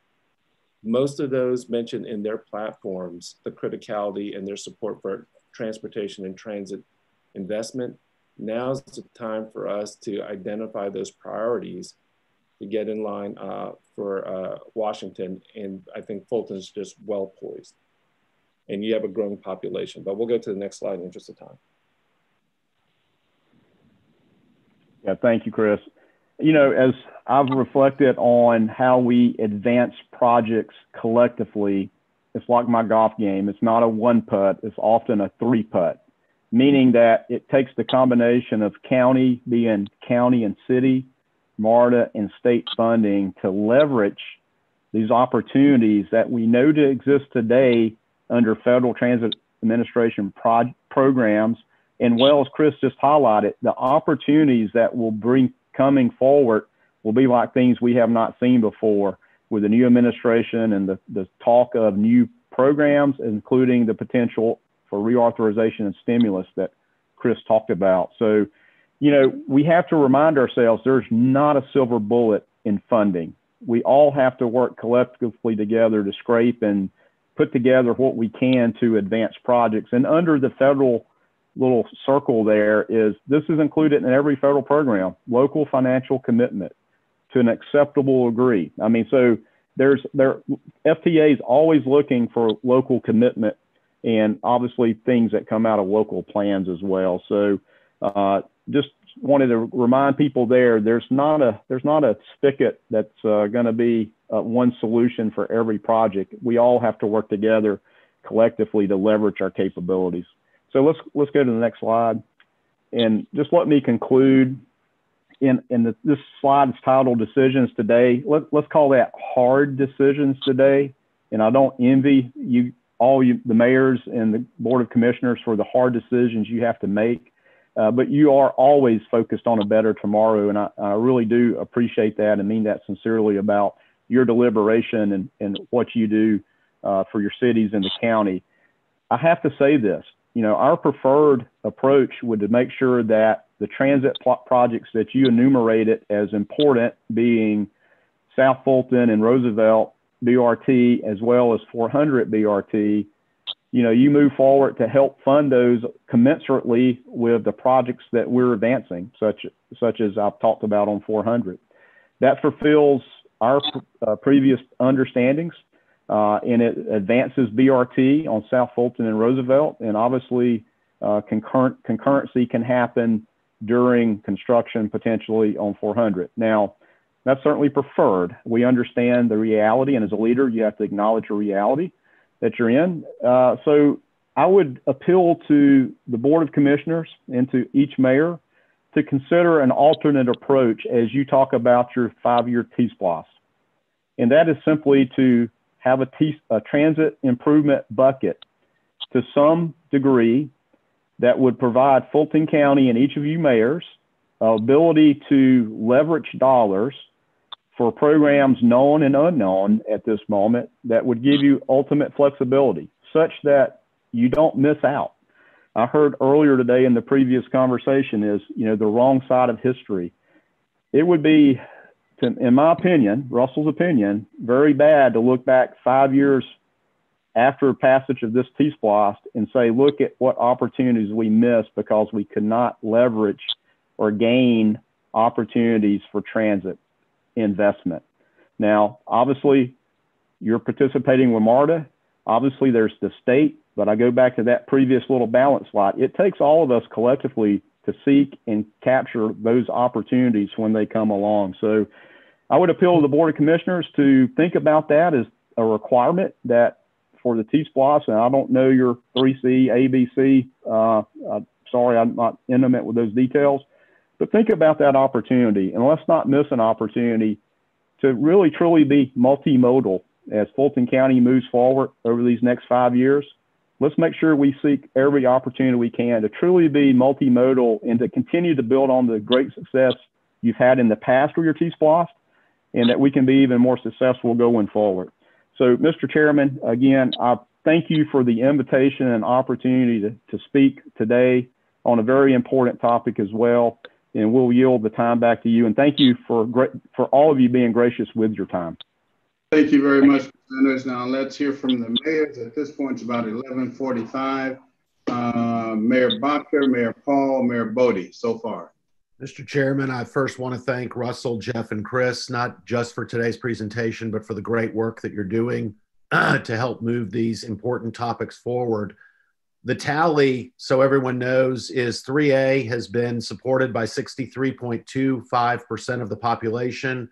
3B is not supported currently, and 3C is currently supported by 19.72% of the population. That means that T-SPLOS 2 is overwhelmingly being supported at this point at 82.97%. We know that there's one city left to tally at 2.82%, and of course, my city is out at the moment at 14.22%. I appreciate the presentation. I do want to remind my fellow mayors that this is not an official vote, that for the T-SPLOS to move forward, we will have to approve an IGA in the May-June timeframe. What it does say is that it's time for us to put project lists together, and clearly the last comment that Russell made is something that we can consider. One of the things that we're going to learn in the coming months is what the Biden administration's commitment to federal transportation funding is really going to be. And I think that that will prove very fruitful as we get closer and closer to May and June, when we can make any adjustments that we need to make and have further conversations with our councils. So I think the bottom line is, Mr. Chairman, I don't know that there's much more to talk about today. Certainly, I'm not suggesting that my fellow mayors shouldn't have their opportunity to speak, but we're ready to move forward with 3A and get a project list together. And I think that we can watch very carefully what the state, what the federal government, and honestly, what Gwinnett and Cobb, as part of the region to join us in our funding efforts, does. And I think that will reflect very quickly on how we deal with transit as we move forward. Thank you for the time. Thank you. Very good summary, Mayor Bottker. Mayor Paul.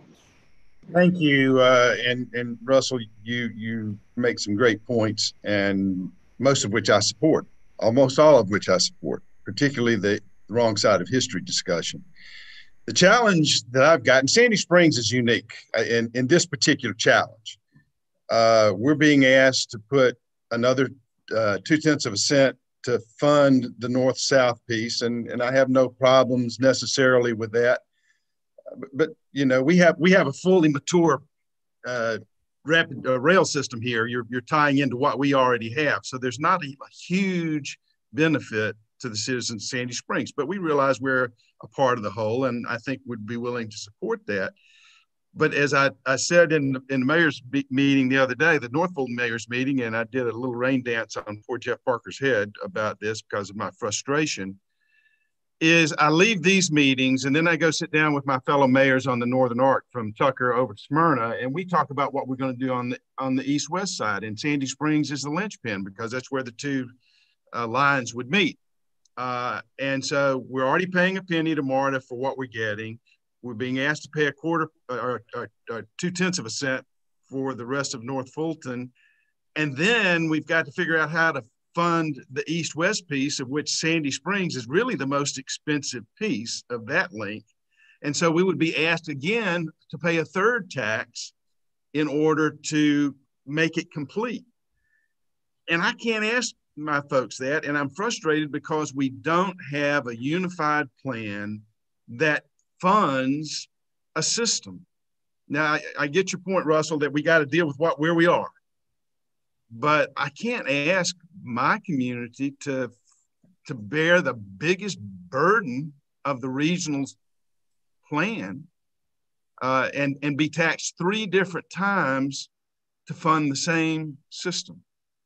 And I think I can get my council to go along with the transit piece if there's a rational plan to connect all this stuff together.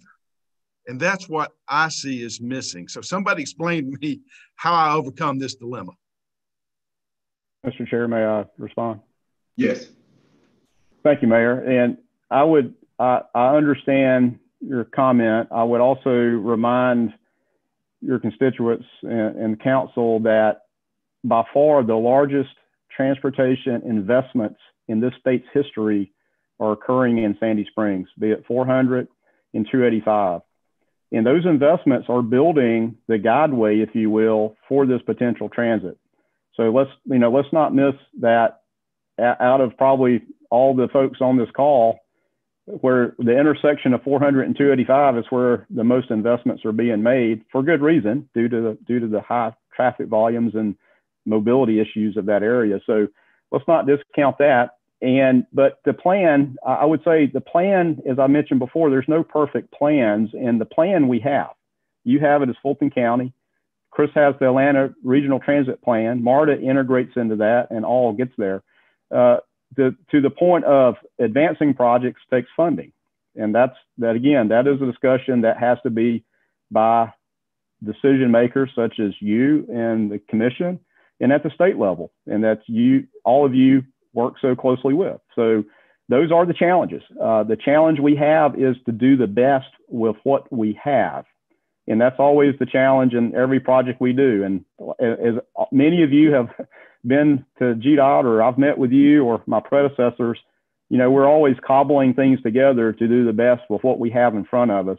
And to not be able to come to the table and again, cobble things together, then nothing moves forward and everything gets immensely more complex and more expensive. So I don't have the perfect solution, don't have the perfect answer, but just wanted to share those things too. Maybe you can share back, and certainly always glad to meet with any one of you at any time to further discuss any of these items.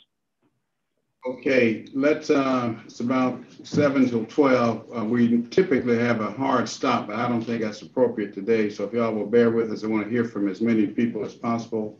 Mayor Bodie, Mayor Edwards, and, all right, Mayor Bodie, Mayor Edwards, Mayor Reed, Mayor Gilvin, and Mayor Motley Broom. So Mayor Bodie and Mayor Edwards, you're on deck.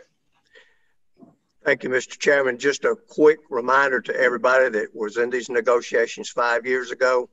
In the midst of all this, City of Atlanta came to the table and informed us that their only stance would be 50-50,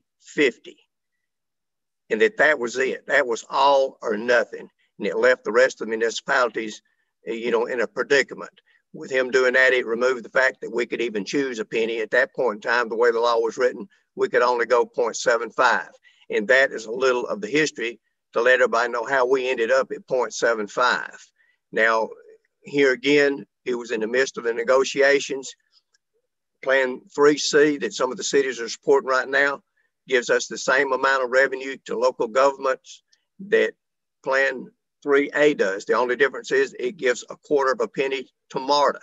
And I think 5 years ago that MARTA could have ended up with that 0.25 based on the participation of all the municipalities, including the city of Atlanta. But the door was closed on us at that point. The only thing I'm asking the rest of the cities is don't let that door close, because it's very important to local government, especially the smaller ones, on the revenue that it takes to maintain our streets, sidewalks, and other things. And I'll thank you with that. Mayor Edwards, followed by Mayor Reed.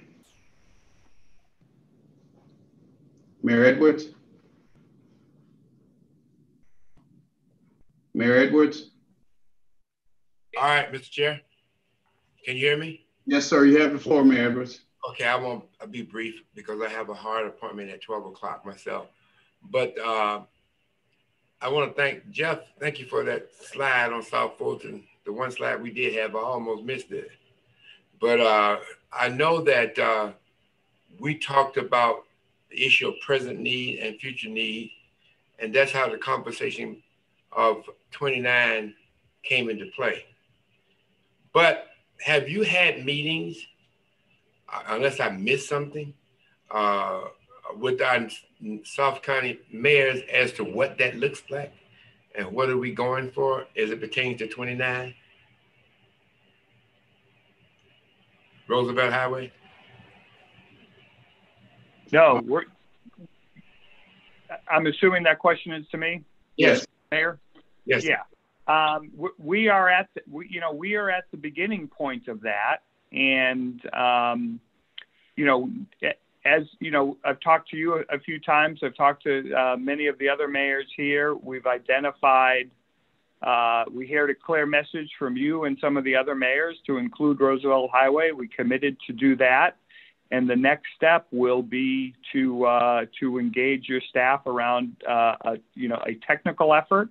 As well as the community. I will say, without funding, I would suggest that effort needs to be delayed, because we don't want to be building some expectation of doing something on those corridors that's many years off, that we would just create problems for ourselves collectively. But that's the point. That's the point that we're trying to define from the line on the map that's in the Clayton in the Fulton County plan. We are going to define what is that corridor investment and where those stations are and what they look like and all of those, and what's the frequency of the service. Okay, and how it integrates with the others. Go ahead. The only reason I engage you in that conversation is because I look at let's take Fairburn, for example. Fairburn is a substantial investment into the downtown area. And I'm just wondering, are we having conversations on how does MARTA integrate into the multi-million-dollar project that Fairburn has? And I'm just using Fairburn as an example because we have the Red Oak, Historical District project coming up, and I've asked that you have someone to come out and be with us in our planning stage. Yeah. And Jacob Vallow has already met with your staff to review that. So we're already working on that. Our TOD person is connecting with your staff already. All right. Okay. Well, just want to make sure, because I hate for our mayors to put that kind of substantial investment in something, and then Mayor Hurst finds that she ain't got no place for the bus to go. So thank you very much, Mr. Chairman. I must leave, but I appreciate it. All right, thank you, Mr. Mayor. Mayor Reed. I want to say how much I appreciate all the work that's going into the planning on these things. The historic investments that have created the economic development on the north side, which is funding the further expansions. And to the commissioner's point, the largest spend project ever in the history of the department happening up there, our response to historic investments that have not happened as much on the south side. And so we have an opportunity to address that inequality, that inequity. And I think it's important that the South Fulton mayors, that we keep in mind that we have to participate in our own success in making that happen down here. We have to do our part in helping redress that inequity, but I want to call out that inequity. We need to have investment down here that creates the same sort of virtuous cycle where we have the economic development that helps us participate further as time goes on. Okay, Mayor Gilvin. Thank you, Mr. Chairman. Yeah, I just want to point out something else that we've had discussions amongst the mayors previously that hadn't been brought up so far. One of the discussions we had when we were together before as mayors was, it seems to be a foregone conclusion, at least to this point in the discussion, that if we all sign off on putting it on the ballot, it's going to pass. And when the mayors were talking about this initially a few weeks ago, one of the points was, if you can already see that there's not an overwhelming consensus on one particular plan. And if you look at the history of what's happened in Gwinnett, when they had great plans, they had great marketing campaigns, and it failed and it got set back. The challenge that I think that we face on a local level is we know our residents. We know the political environment, the people who are living here, who are going to be making those votes and finally make the decision on whether this passes at all. And when we've had those discussions, overwhelmingly, what I've heard from my other mayors was, well, we may want this plan or we want that plan, but we definitely don't want to lose the revenue stream that we're using right now from T-SPLOST as it is currently created. And that's the decision in front of us all right now. We've got 9 months to either have something on the ballot or not. And what we put on the ballot may or may not succeed. So we better be thoughtful about what we put on that ballot and give us at a local level the best opportunity to renew what we can as best we can. So I just want to point out that when we're talking about this, I'm disappointed we're at this point. I'm disappointed that we weren't able to work with MARTA and GDOT and come up with a plan that we thought we could sell to our community. We don't think we can. And that's the problem. And so do we move forward knowing that based on the T-SPLOST distribution, the residents of Alpharetta pay $250 a head to MARTA right now. That's over $17 million to MARTA for the current service that we haven't really even received over the past year. The chances of anything increasing that tax in November is pretty slim in our community. And I think many of the others may share that concern. So the challenge we also face is, do we try to do something and lose, or do we go with what we know we can use right now? If we increase by 0.20 the MARTA tax that our residents are paying now, it'll be over $20 million a year that the city of Alpharetta residents are contributing to something that benefits them minimally, okay? That's 1/3 of our budget. I mean, that's as much as we spend on public safety. It's not nominal. And so I think it's important for us to all pull together and figure out what we can pass to benefit the region. And I think the region suffers most if nothing passes. Thank you, Mayor Gilvin. Mayor Motley Broom. I could not agree with Mayor Gilvin more, that the region suffers most if nothing passes. And I appreciated the presentation this morning and highlighting the history of this discussion, because obviously I'm one of the newer ones here. But we're in the midst of a pandemic, and we are in the midst of some very difficult times for our residents. And I think that changes the scope of what we might be able to do this fall. So I think we need to be very deliberate, very thoughtful about how we present this, because T-SPLOST has been a key to economic development in the city of College Park. We are embarking upon a large mixed-use project, and it is adjacent to the airport, and it helped us lower fuel pipelines, so we could get the main road through that development. It is a vital part of how we are planning and how we are seeing development in our city. And it is imperative that it continues. So we need to not only talk about that, the value of it down the road, but what it has provided for our residents thus far. I wanted to say also that I'm very appreciative to Mr. Parker. I know that he has gone through at least 2 lengthy conversations with me about my concerns in regard to the transit portion of this. And I appreciate the retooling of how we're looking at things on the south side. I think that's very encouraging. But we do have to look at this holistically and consider where we are in light of this pandemic, its impact on our residents, and how we shape this discussion. Yes.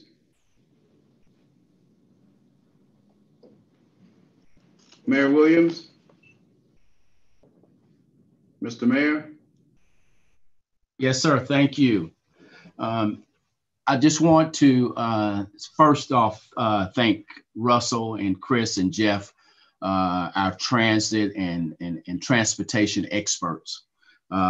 Again, this conversation around being on the wrong side of history when it comes to transit and transportation, we've got to be very thoughtful, because especially here on the South Side, we cannot make the mistake of not fighting for transit opportunities when it relates to economic development as we move towards our future. With what we heard about what Fairburn is doing with their multi-million-dollar project in their downtown area, the prospects of South Fulton Parkway in the Red Oak area, and the upcoming opportunities that we are focusing on in Union City on 29. Certainly a number of our cities already have mature transit options, and we certainly are thankful for that. But there are some of us who have zero. I heard Russell make a comment about, we make the best with what we have, but here in Union City, we don't have anything. So we've got to make sure that we include transit, have some discussions how we're going to do it. But certainly, again, I'm a city that selected the 3C, but I'm also a city who has always been extremely collaborative and want you to know that whatever we can do to make sure that we include this transit option, I have the flexibility to make that happen. So I'm looking forward to working with you. And I do want to share with everyone, I have a discussion this afternoon with the new confirmed Secretary of the U.S. Department of Transportation, formerly known as Mayor Pete. That will be this afternoon, and I will be pushing for a bucket of transit opportunities and transportation when we speak today. But I do want you to know we've got to work together. This is how we move our region, and certainly Mayor Gilvin, I hear what you're saying. We don't want to do something that we know is going to fail. If we put our heads together, I said this earlier, we can come up with a winning solution because we are a winning team. That's what we've got to remember. We are a team, and we got to make sure we do this and do it now. Thank you. Thank you, Mayor Williams. It's about 12:08 now, so let's continue though. Mayor Carhurst. Good afternoon, everyone. Just wanted to put on record that the city of Fairburn, a couple of the mayors have announced that the city of Fairburn is doing some renovations downtown in our city. That streetscape downtown is costing us $5.7 million. We hope to have it completed around October, November of this year. So with streetscapes downtown Fairburn and a new STEM school that's going to open also on Highway 29 in August of 2021, it is very critical that we redevelop 29. 29 is going to be our lifeline. And if we can get T-Splosh, get really and truly get a commitment that T-Splosh is going to benefit 29, then I think that the citizens of Fairburn will basically vote for the bill. But T-Splosh is going to have to work for our citizens. And right now, you know, they see the streets being paved and they know we put up signs saying T-Splosh is working here, but they want to see other incentives being done for our cities when it comes to T-Splosh. So I just want to make sure that everyone is aware that we have this massive $1 million projects going on in Fairburn, and we're going to have Highway 29 included in the T-Splosh plan. So that's my comments for this afternoon. Thank you, Madam Mayor. Mayor Holiday Ingram.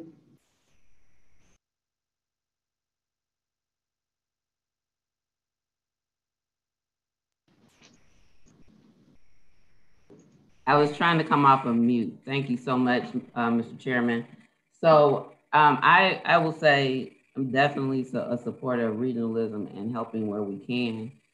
We are still in the city of East Point. T-Splosh is meeting our needs, like needed infrastructure projects, sidewalks, road repairs. Like there was a lot of deferred maintenance of infrastructure in our city, and we are still in that need space. We need T-Splosh to continue to meet the needs locally.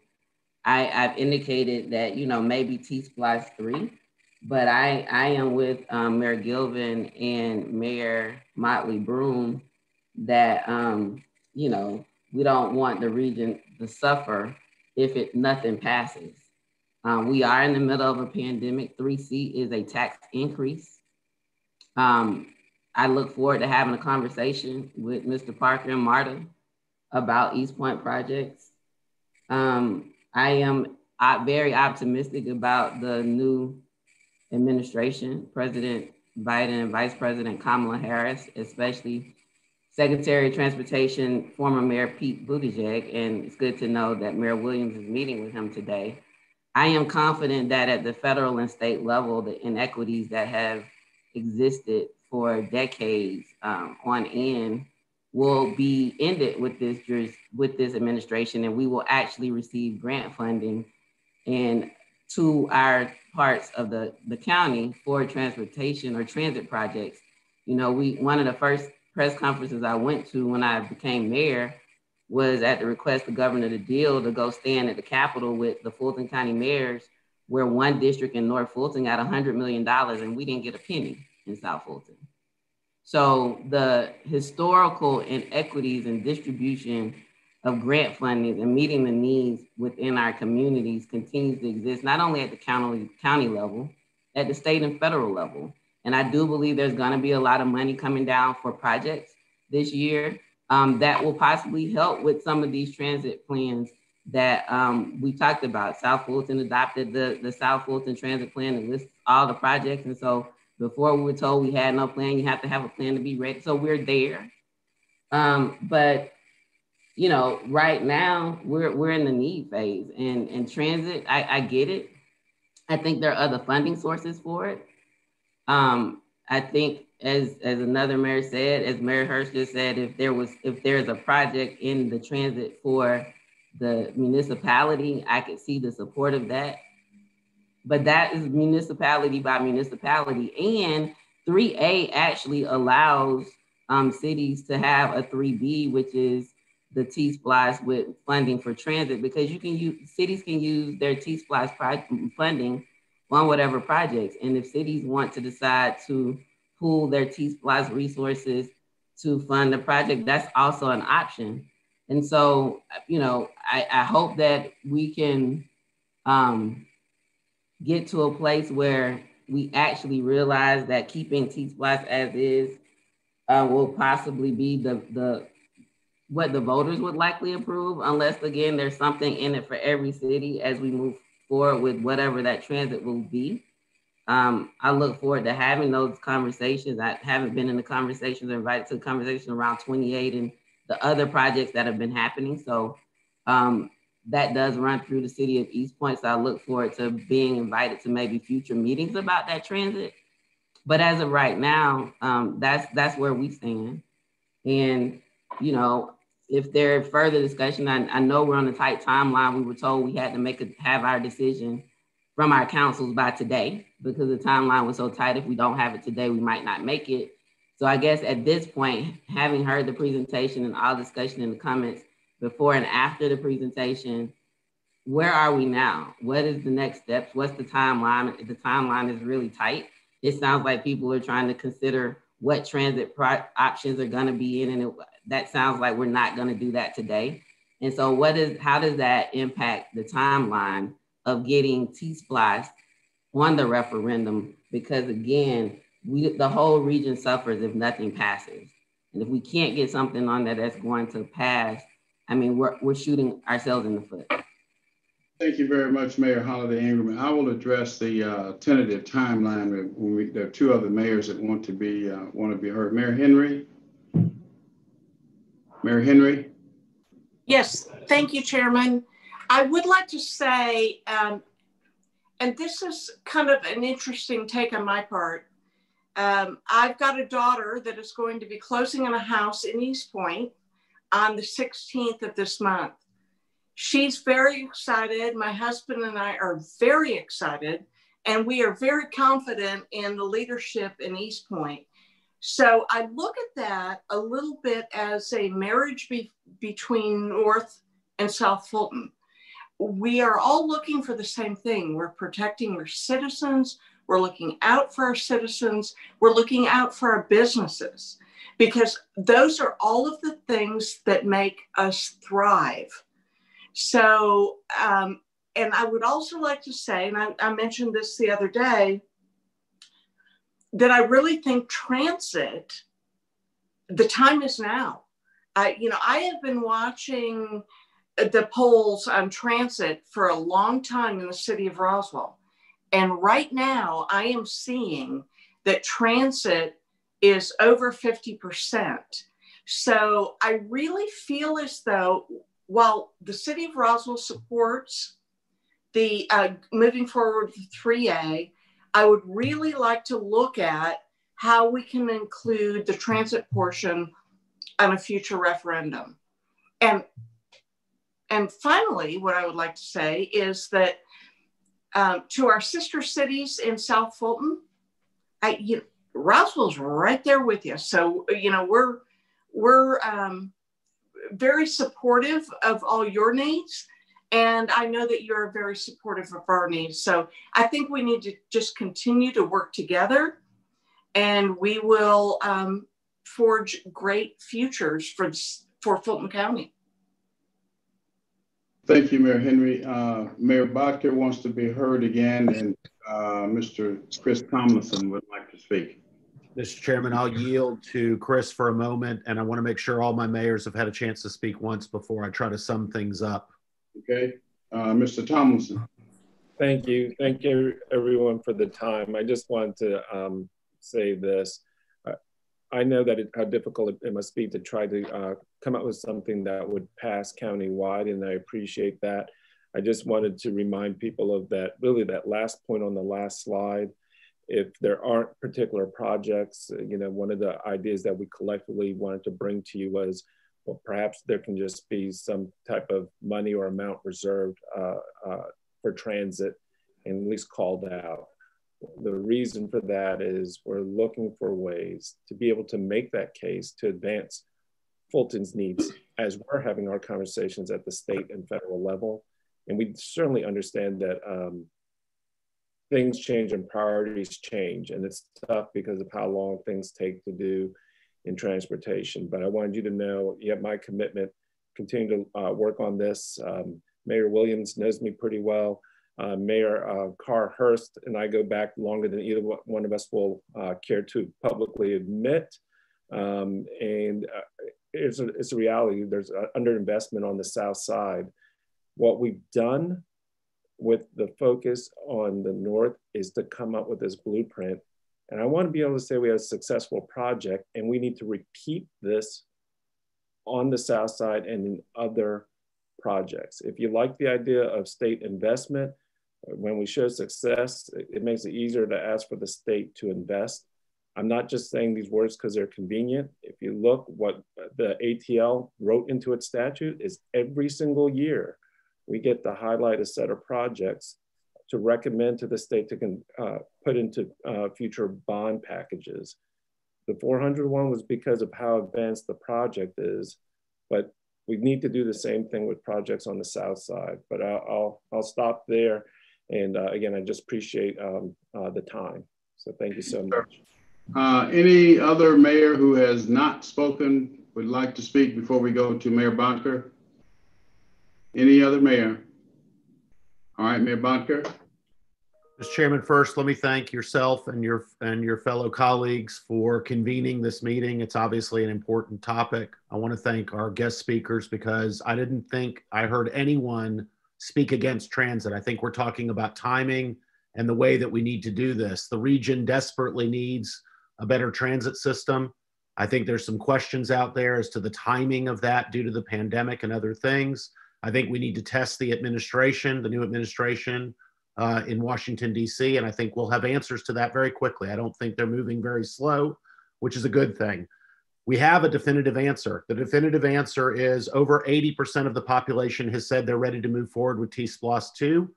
What they're really saying is that we're ready to move forward to develop project lists. Over 63% have said they're ready to do that with 3A. And unfortunately, that means that transit is not out of the conversation. It's just out of the conversation with a specific carve out. It's now time to do the thing that was so exciting to do 5 years ago. And that was the thing that brought the mayors and the commission closer together than they've ever been. And that was the development of a project list and the moving forward together of something that we all thought would advance the needs of the citizens of Fulton County. So while my city is standing on the sidelines as it relates to supporting a specific option, I do know from a discussion that we had recently that we'll be ready to put together a project list, although we have not officially voted on that. I look forward to working with my fellow mayors and the commissioners and our partners in the transportation industry, Chris, Russell, Jeff. Let's get going. And we need to really do this and do it right. And we need to do it in such a way that, as my fellow mayors have said, it will be meaningful enough to the citizens to actually vote yes, because if it goes on the ballot and it votes no, we've accomplished nothing. So I look forward to the continued work. And now we really have to buckle down and get to work. So thank you. Thank you very much, Mayor Bonker. So the general timeline, potential timeline, and these very general this is a very general timeline that the mayors would develop a project list sometime between now and May. To adopt a project list, possibly including transit sometime in June. Then we'll have an official meeting to discuss the project list and the IGA and execute the IGA sometime in July. And then we'd have to sign a resolution by the county and forward it to the election superintendent no later than August 2nd. So that's our working timeline right now. I also believe that we've accomplished a lot today, but we did not get to the rental assistance. And I think that more work is going to be done on the coronavirus, the vaccine effort in particular. So I would like to suggest that we meet, if possible, again next Friday, rather than waiting, to take up those two issues and anything that we may not have talked about today with respect to transit. Is there any opposition to us trying to schedule another meeting for next Friday, which would be the 12th? So, all right, hearing no opposition, I will have the clerk to poll everyone and see if we can get together for next Friday to take up the rental assistance agreement, because we're going to have to do that.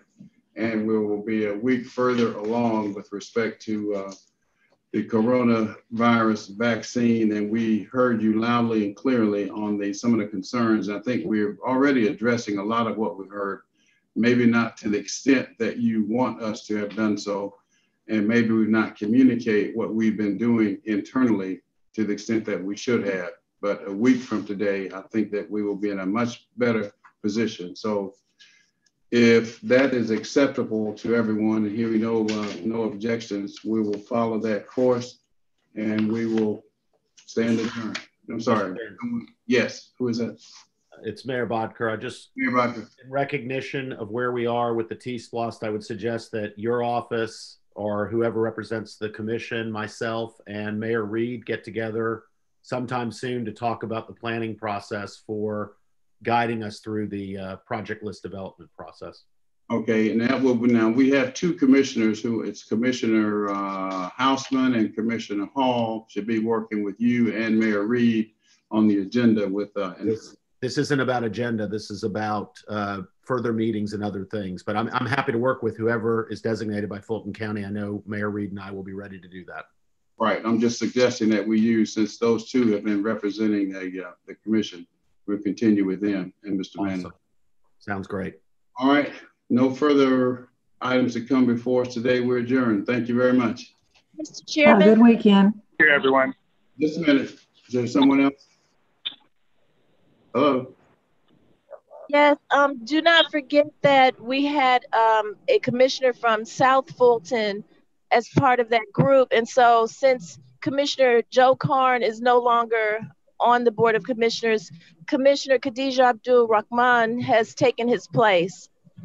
So that's with Liz and that's with Commissioner Hausman and myself. Thank you. Was there someone else? Okay, we're adjourned. Thank you.